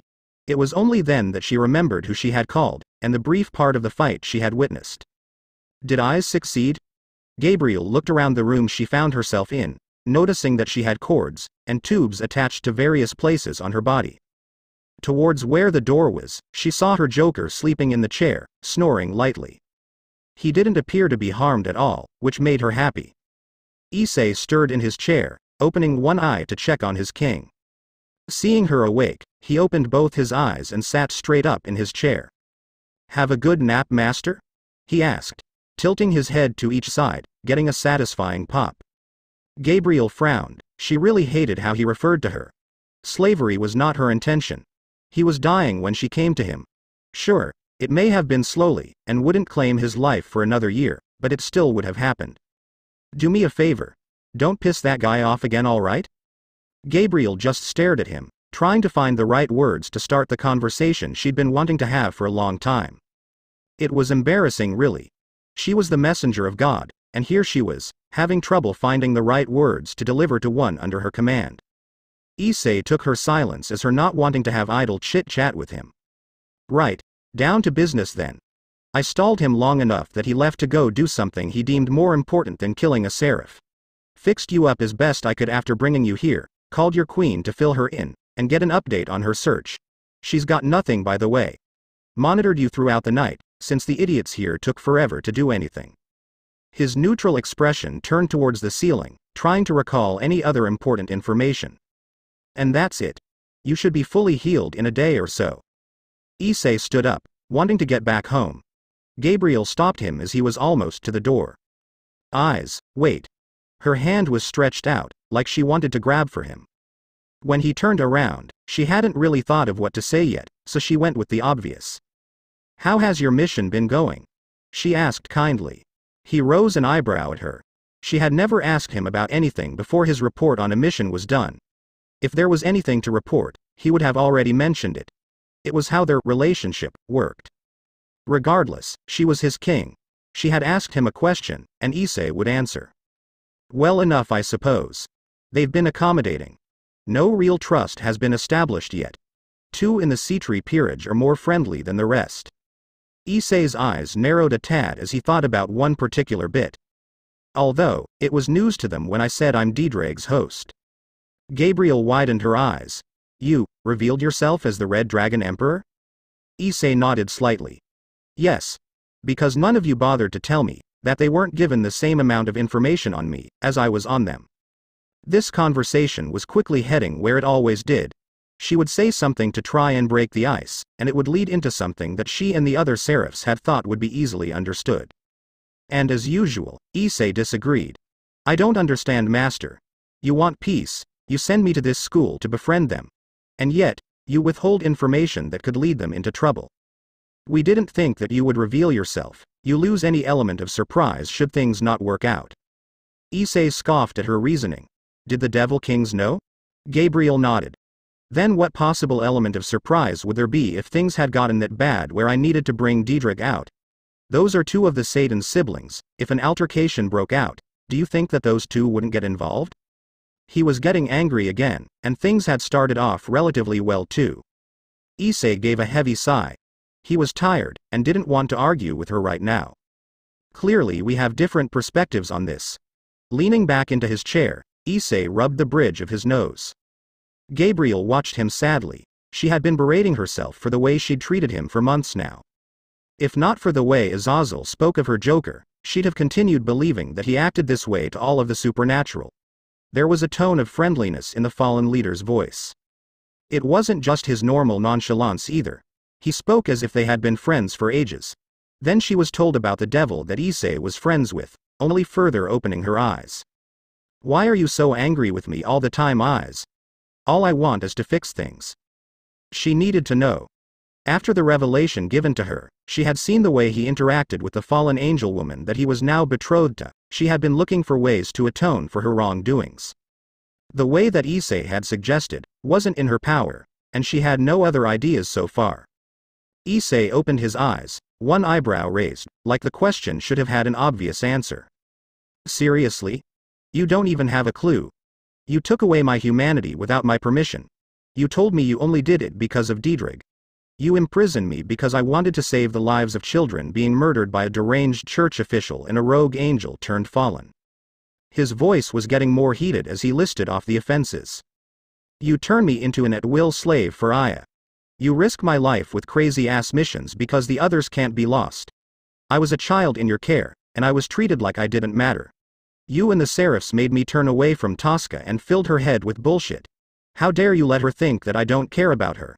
And all because you were afraid of what I could do. What might happen if I became stronger than Michael or Dulio? This was the only time he would speak any more than was necessary to get his point across. When he had forgotten his self-imposed rule of how he dealt with any of the other angels. Diedreg's presence in his soul made him prone to emotional responses more so than anyone else in heaven. Dragons were creatures that acted on urges and instinct, and that was a large part of why Michael had the Siren's dagger crafted. After his altercation with the White Dragon Emperor, all of the Seraphs had agreed that the dagger had indeed been a worthy investment. Sadly, herself included. The anger in his face and voice was all well-founded, she knew that. Well? Anything to say? You say you want to fix our relationship, an explanation is a start. Gabriel was stunned silent for a moment. He actually wanted to hear her side? After he was placed on the blacklist for public duties, he'd never wanted to hear anything other than his new orders. The angels that interact with believers need to be true to the faith. Heaven needs those prayers in assisting Michael to power the system. Issei sat forward in his chair, his hands laced together, elbows on his thighs as his chin rested against his knuckles. Have I not been faithful to you? Angry at you all or not, I've done what you ask at every turn. Gabriel had to wonder, if God were still alive today, what would he have done in response to Issei's case? The worry that he could overthrow the throne of heaven would have been greatly reduced. Following that line of thought, the Holy Sword project probably would have never resulted in his incarceration. The dagger never made. Issei's position as a guardian, never revoked. But then again, if God were alive, Issei would have never become an angel. He'd be dead. Gabriel brought herself back to giving Issei an answer. You have eyes. None of the seraphs doubt your loyalty. But you do not live your life by the words of our Father. Issei snorted. Yeah, wonder why. The messenger of God steeled herself to try and justify at least part of their actions. Please understand. There's never been an angel like you before. Your sacred gear has the possibility to threaten the stability of heaven, something that we can't leave to chance. We needed a failsafe to make sure that never came to be. Issei stood up from his chair, having heard enough for now. He didn't even care to get any information on her assailant anymore. If you knew me at all, Gabriel, you'd know that I would never do that. He walked over to the door, and stopped to get one last thing off his chest. Gabriel wanted to smile, it was the first time he'd used her name in 5 years. But she knew that was inappropriate right now. I've been trying to let it all go, and just forgive you. And then I remember the Holy Sword Project, Freed Selzen, the Holy Maiden, Xenovia, Valley's Juggernaut Drive. Issei turned around, looking at his king. His voice sounded as tired as he looked.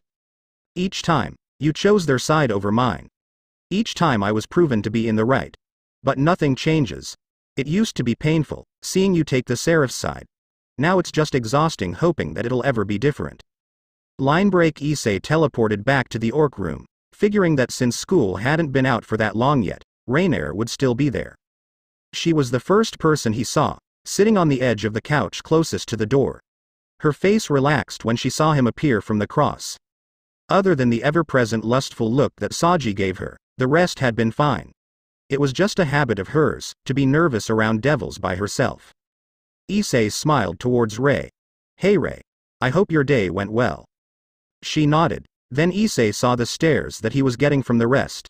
And then Rainier appeared to be sinking herself into the couch, trying to become invisible or something by molding herself to it. Issei looked around the room, both peerages staring at him. And Saji looking just as pissed as he did that first day at lunch. What could have happened while I was gone to be treated like this all of a sudden? He thought. He hadn't hurt or threatened any of them. He doubted he'd be getting looks like this if Rei had done it. He checked himself over really quickly. His clothes looked a little slept in, but that didn't add up either. Looking at his fiancée, it clicked. Rei, Issei said slowly.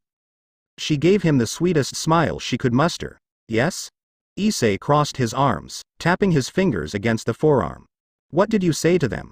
I haven't been stared at like this since the campfire night.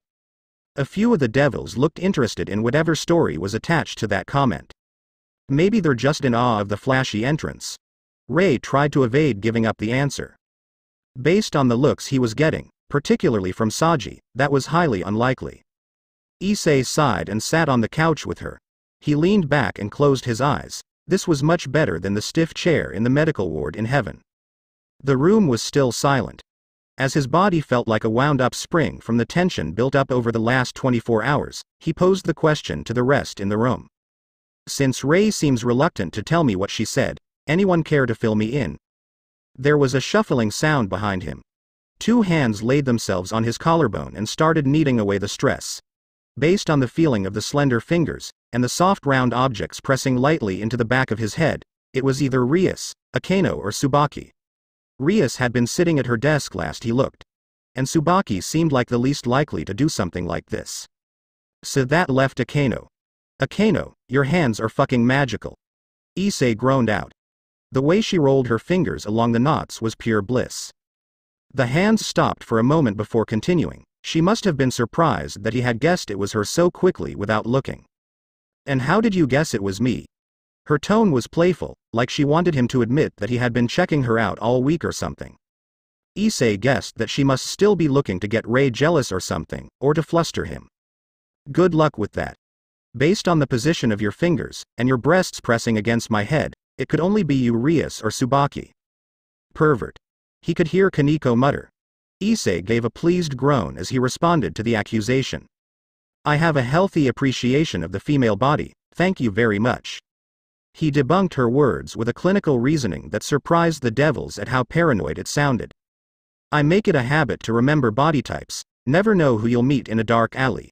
He gave another groan, then elaborated just how it was that he knew that Rias Queen was the culprit. The three of them are within 2 inches of each other in height, then you add in the angle of her fingers. If her breasts were smaller, they'd be angled in more, that eliminates Yura. Which would have been the only other choice. Out of those 3, Rias was raised as an heiress, we haven't known each other long enough for her to do something like that. Tsubaki hasn't uttered a single word to me all week. And Akeno seems like the teasing type. Seemed like the most logical choice to me. Akeno chuckled as the others were all surprised by the quick deduction. So Akeno, what did Ray say while I was busy? The massage stopped, and he could feel her leaning in closer to him. He felt her breath on his ear as she whispered, she mentioned that your relationship is quite physical. He could feel her pouting towards him when he didn't do anything other than give a nod and affirmative grunt. Ah. Surprised it took this long. Rainier pinched him on the ribs at the slight. She knew she was bad at letting things slip when she was nervous or uncomfortable. He didn't need to rub it in. How much did she say exactly? He was more curious than anything. It was her that cared more about them finding out about their sex life. Issei thought it would make him more relatable to the devils, since their species often went with whatever fetish they had and ran with it. That you're screwing her and your guardian, in some kinky S&M dungeon. Saji sounded so proud of himself, like the words would be taken in a negative context. He hadn't been a devil long, so his human mindset was still more prevalent. Once he was exposed to some of the things that devils got up to, S&M would seem like child's play. Issei opened his eyes and sat up, staring directly at Saji for a moment, before giving them all the same look. Let me make a few things very clear. His voice was low and threatening. First, guardian and adopted parent are 2 very different things. And second, you leave her out of this. The last part sounded like a gravelly growl. The protectiveness was felt by all. I don't think a bedroom can really be called a dungeon anyway, he said offhandedly, closing his eyes again, and hoping Akeno would continue the massage. Rainier gave a sigh of relief. The chance of him getting angry had been low, but still there. Aya was a human, and hardly able to protect herself against even a minor supernatural force. Saji. Sona yelled at her pawn. She was getting tired of his jealous behavior. The blonde boy snapped straight at the tone she used. The sea-tree devil gave him a glare that promised pain. Your disrespect will not be tolerated further. Keep yourself in line. Yes, ma'am. The tension started to ease in the room, and some idle chatter was shared between the devils, who occasionally asked either him or Rainier a question. Hyodo. Sona called to him, he opened his eyes again, and he was so close to falling asleep with Akino's tender mercies too. What's on your mind, Kaichu? Sona pushed her glasses back into position, and crossed her legs one over the other. I asked Rainier earlier. She mentioned that you know some water magic. Would you be willing to compare techniques? Maybe we could learn a thing or two from each other. A light bulb went off in his head. He'd been thinking of a way to bring it up all week without it coming off as alarming. After the attack on Gabriel though, he wasn't so concerned about that. They should be alarmed. Sure thing. I can only really do that bare minimum with it though.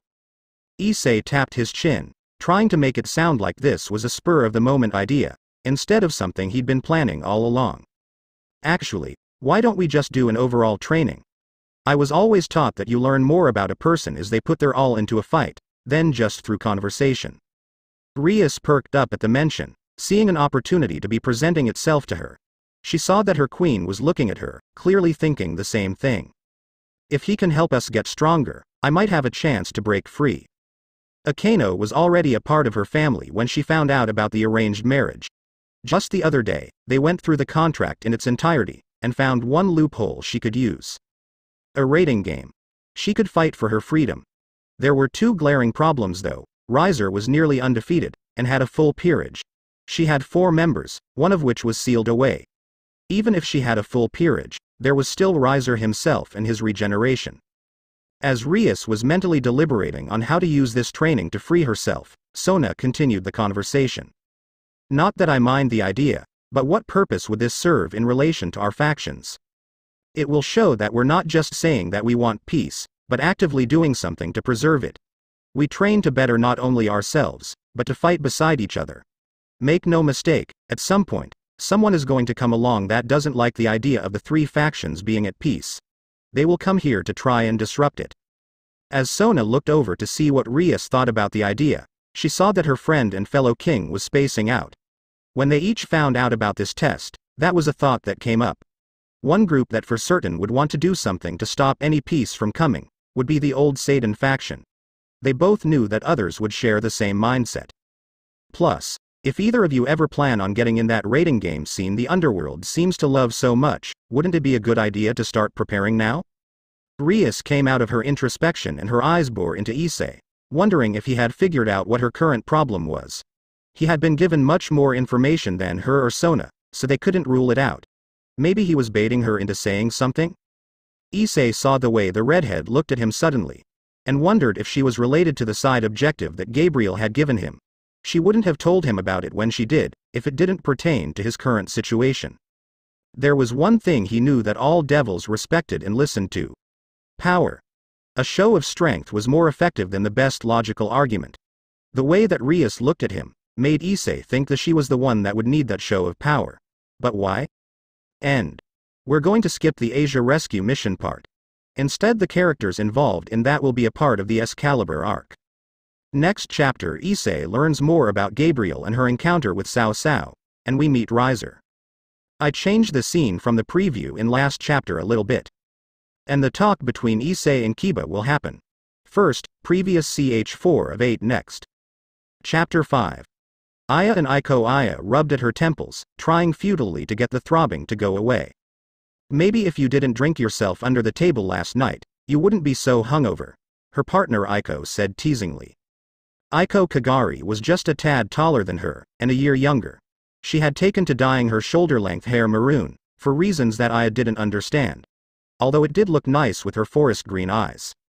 They had been partners for just over 2 years now, one of the only female-only duo in the department. Glaring at her partner for a moment, Aya popped a few painkillers and took a large drink from her blended hangover killer, draining the rest from the shaker cup. The base of it was a sports drink loaded with vitamins, antioxidants, electrolytes. Then 2 eggs were cracked and added, followed by squeezing a lemon, dripping in some of her favorite organic honey. And then finally, a touch of ginger. The concoction tasted horrible, but it usually brought her back up to a semi-normal state in an hour or so. I was pissed off, and needed a drink to cool down. Aya grumbled quietly, since a louder volume would only make the throbbing between her ears worse.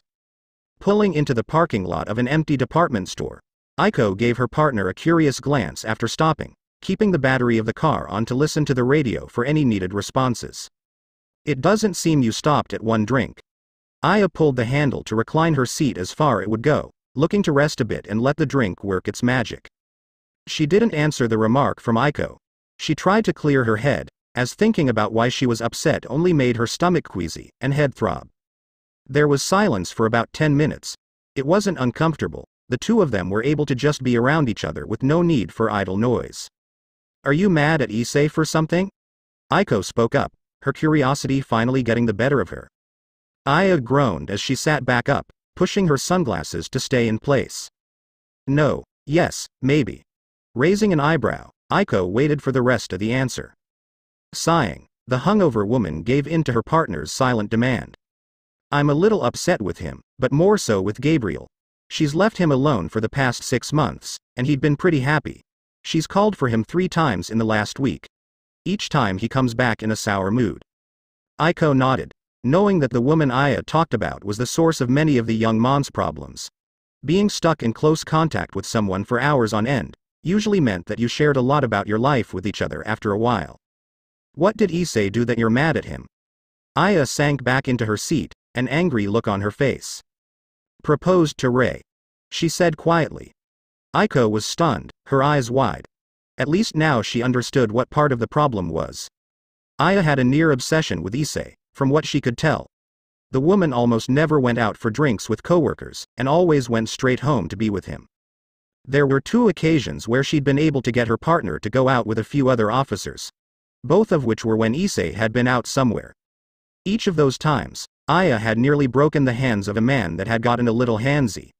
They had apparently thought she was just playing hard to get, when she said she wasn't interested. I thought you said that it wasn't a serious relationship between them. More of a friends with benefits kinda thing. Aiko had at first been a little uneasy about the relationship between her partner and the young man she'd taken care of. That was until the two of them had run into an opponent neither were capable of handling. Then she understood the situation much better. Aiko lost herself in thought as the memory came flooding back. Flashback: her and Aya had gotten a call for a well-being check at a large house on the east side of the area they were covering that day. A long driveway that ended in a circle, with a stone fountain in the center of it. The house was a 3-story with a brick face, large bay windows on either side of the door. Pulling up, the two of them saw that the door was slightly opened, and proceeded with caution. Apparently the old man that lived in the house hadn't been seen or heard from in a while, and the neighbors he usually saw every other day were getting worried. Aya went to the door first, Aiko just behind her. They opened the door slowly, making their way inside as quietly as possible. With the sharp gouges in the hardwood floor, and in the wall, they were certain something had gone wrong here. The only room that seemed strange, other than the marks seen just inside the door, was in the kitchen. All the drawers were pulled open, knives, spoons, forks, and other utensils were all over the place. It looked like someone was digging for something frantically. Walking back to the front, the two of them proceeded up the stairs, weapons drawn and ready just in case. The second floor was swept carefully, finding nothing.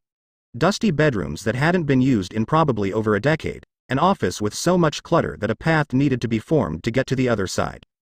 The third floor, Aiko finally saw what her coworkers had meant when they said that Aya had nerves of steel. Coming to the landing on the top floor, the women stepped alongside the right wall, checking each doorway as they went. As they got closer to the end, Aya stopped them. Upon listening closely, a crunching sound could be heard. They both released the safety on their weapons, preparing themselves. "Freeze. Police," is what they would have said, after coming inside. But the words were silenced by the beast they saw, gnawing on the corpse of what had once been the old man they'd heard about. The thing before them was large and bulky, dark green patches on its skin. It had taken off the mon's leg, and turned to them as it was bringing it up to its mouth to eat it. Seeing two human women in front of it, the beast stood up, snarling dangerously. It had the remnants of what looked like fairly expensive clothing, but it was too ripped and dirty to really tell. When at its full height the monster stood at what must have been 8 feet. Its face looked like a mix between a monkey and a lizard, its orange glowing eyes just staring at them like its next meal. Aya raised her gun to at the monster's chest. "Don't you fucking move," her words were ice cold. Aiko couldn't do anything but stare at it in frozen horror. Never had she seen something so grotesque. What looked to be a smirk came over its face, then it lunged at the two of them with a speed that neither could match. Aya fired 3 shots that met empty air. The beast reappeared in front of them, one arm already in a swinging motion. It slammed into both of their bodies, sending them to the wall on the side of the room, and collapsing to the ground in pain. Aiko opened one eye, and saw the monster stalking towards them. Panic started to set in, not wanting to meet the same fate of the man they came to check on. Aya had started to stir, but their enemy was already upon them. A flash of golden light came from her partner once Aya opened her eyes in a glare. An ornate dagger came slashing at the monster's arm that was reaching down to grab Aya. The thing caught her wrist effortlessly, giving Aiko the chance to see the weapon that had come from nowhere. A gold handle, with a large emerald embedded at the rounded bottom. The blade was serrated and almost looked like it was made half out of bone, and the other half of steel. Aya finally started to look nervous as the beast had her in its clutches. Thinking that her life was soon to be over, Aiko started pleading in her head. "Someone, anyone, please, help us." She felt a warmth in her pocket, but ignored it. "With the strings of my lyre, I enchant. By the sound of my voice I command. Answer to the siren's call." Aiko saw the dagger shine brightly, and a similar color coming from the floor behind the beast after Aya's strange chant. She failed to see the red circle at the doorway as well. The two women and the beast were able to see after the flash of light, and a yell came from the monster holding onto Aya's wrist. That yell turned almost instantly into a gurgle. What appeared to be a solid structure of light burst through the monster's skull. Aiko was now even more terrified at seeing things that could only be from a fantasy story, and the fanatical monster before her being ended like it was nothing. She could see the profile of her partner's face, but didn't understand why she had that wistful smile.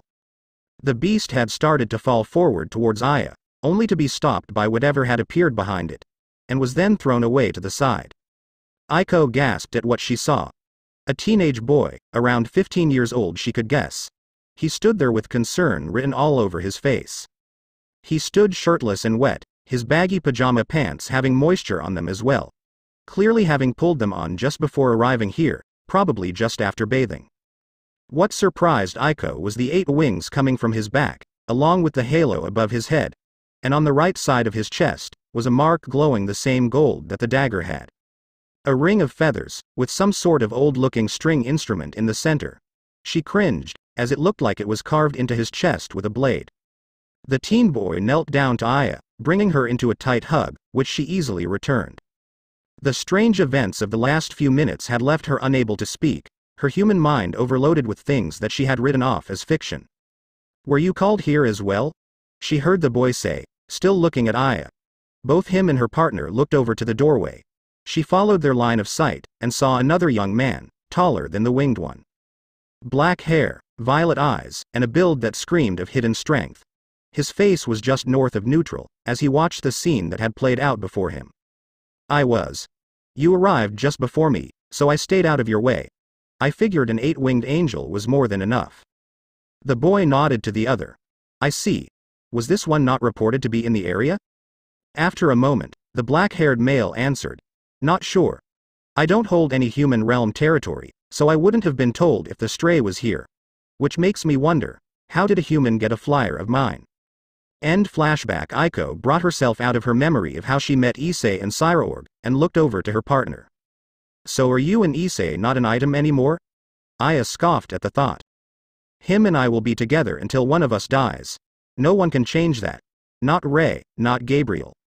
With anyone else, Aiko would have questioned the stability of a relationship where the man was involved with another woman as possessive as Aya.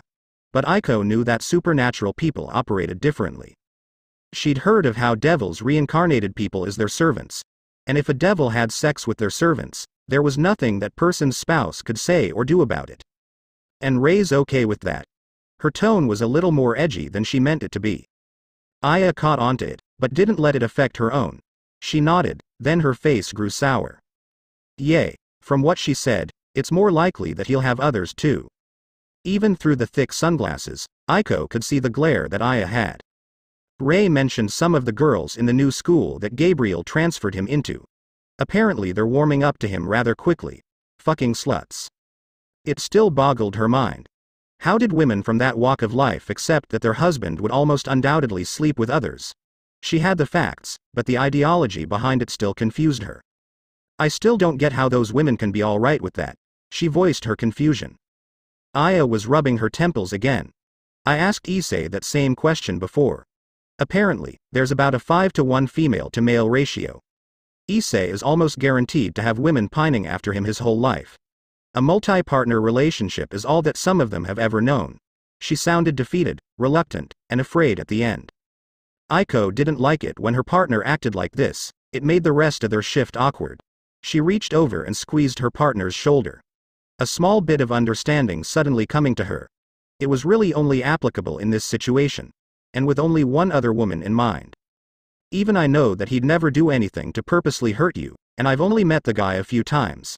He's supposed to live for thousands of years, right? At least this way, he won't be alone once you're gone. I can only imagine how hard that'll be for him." Any further conversation was taken away from the frantic voice over the police radio. 1033, 1035. 1033, 1035. Unit 417 requesting anyone on Northside to respond to Ogata Dental. 7 hostiles. They fucking butchered people inside. The voice of their fellow officer brought Aiko out of her desire to soothe her friend and partner. Aya completely forgot about her hangover at hearing the radio call. 10-33 was the code for an emergency, 10-35 meant a major crime alert. This was what they both signed up for. Catch the bad guys. and they just happened to be a little over a mile away at the moment. Throwing the car into gear, flipping the switch for the lights and sirens, the duo mentally prepared themselves for action. When they got on scene, the man that made the distress call was dead, an arm dangling by a thread of muscle tissue, his head caved in by a blunt object. They found what was guessed to 13 bodies inside. It was hard to tell, because they were all in pieces. Aya and Aiko were the only two that didn't need to go outside and throw up from the violence in front of them. End. I'm curious on how you guys like the focus of Aya and Aiko for a short chapter. It won't be too often that they'll be the sole focus of a chapter. When they are, it'll be a shorter one, more for backstory than anything else. First, previous ch5 of 8 net.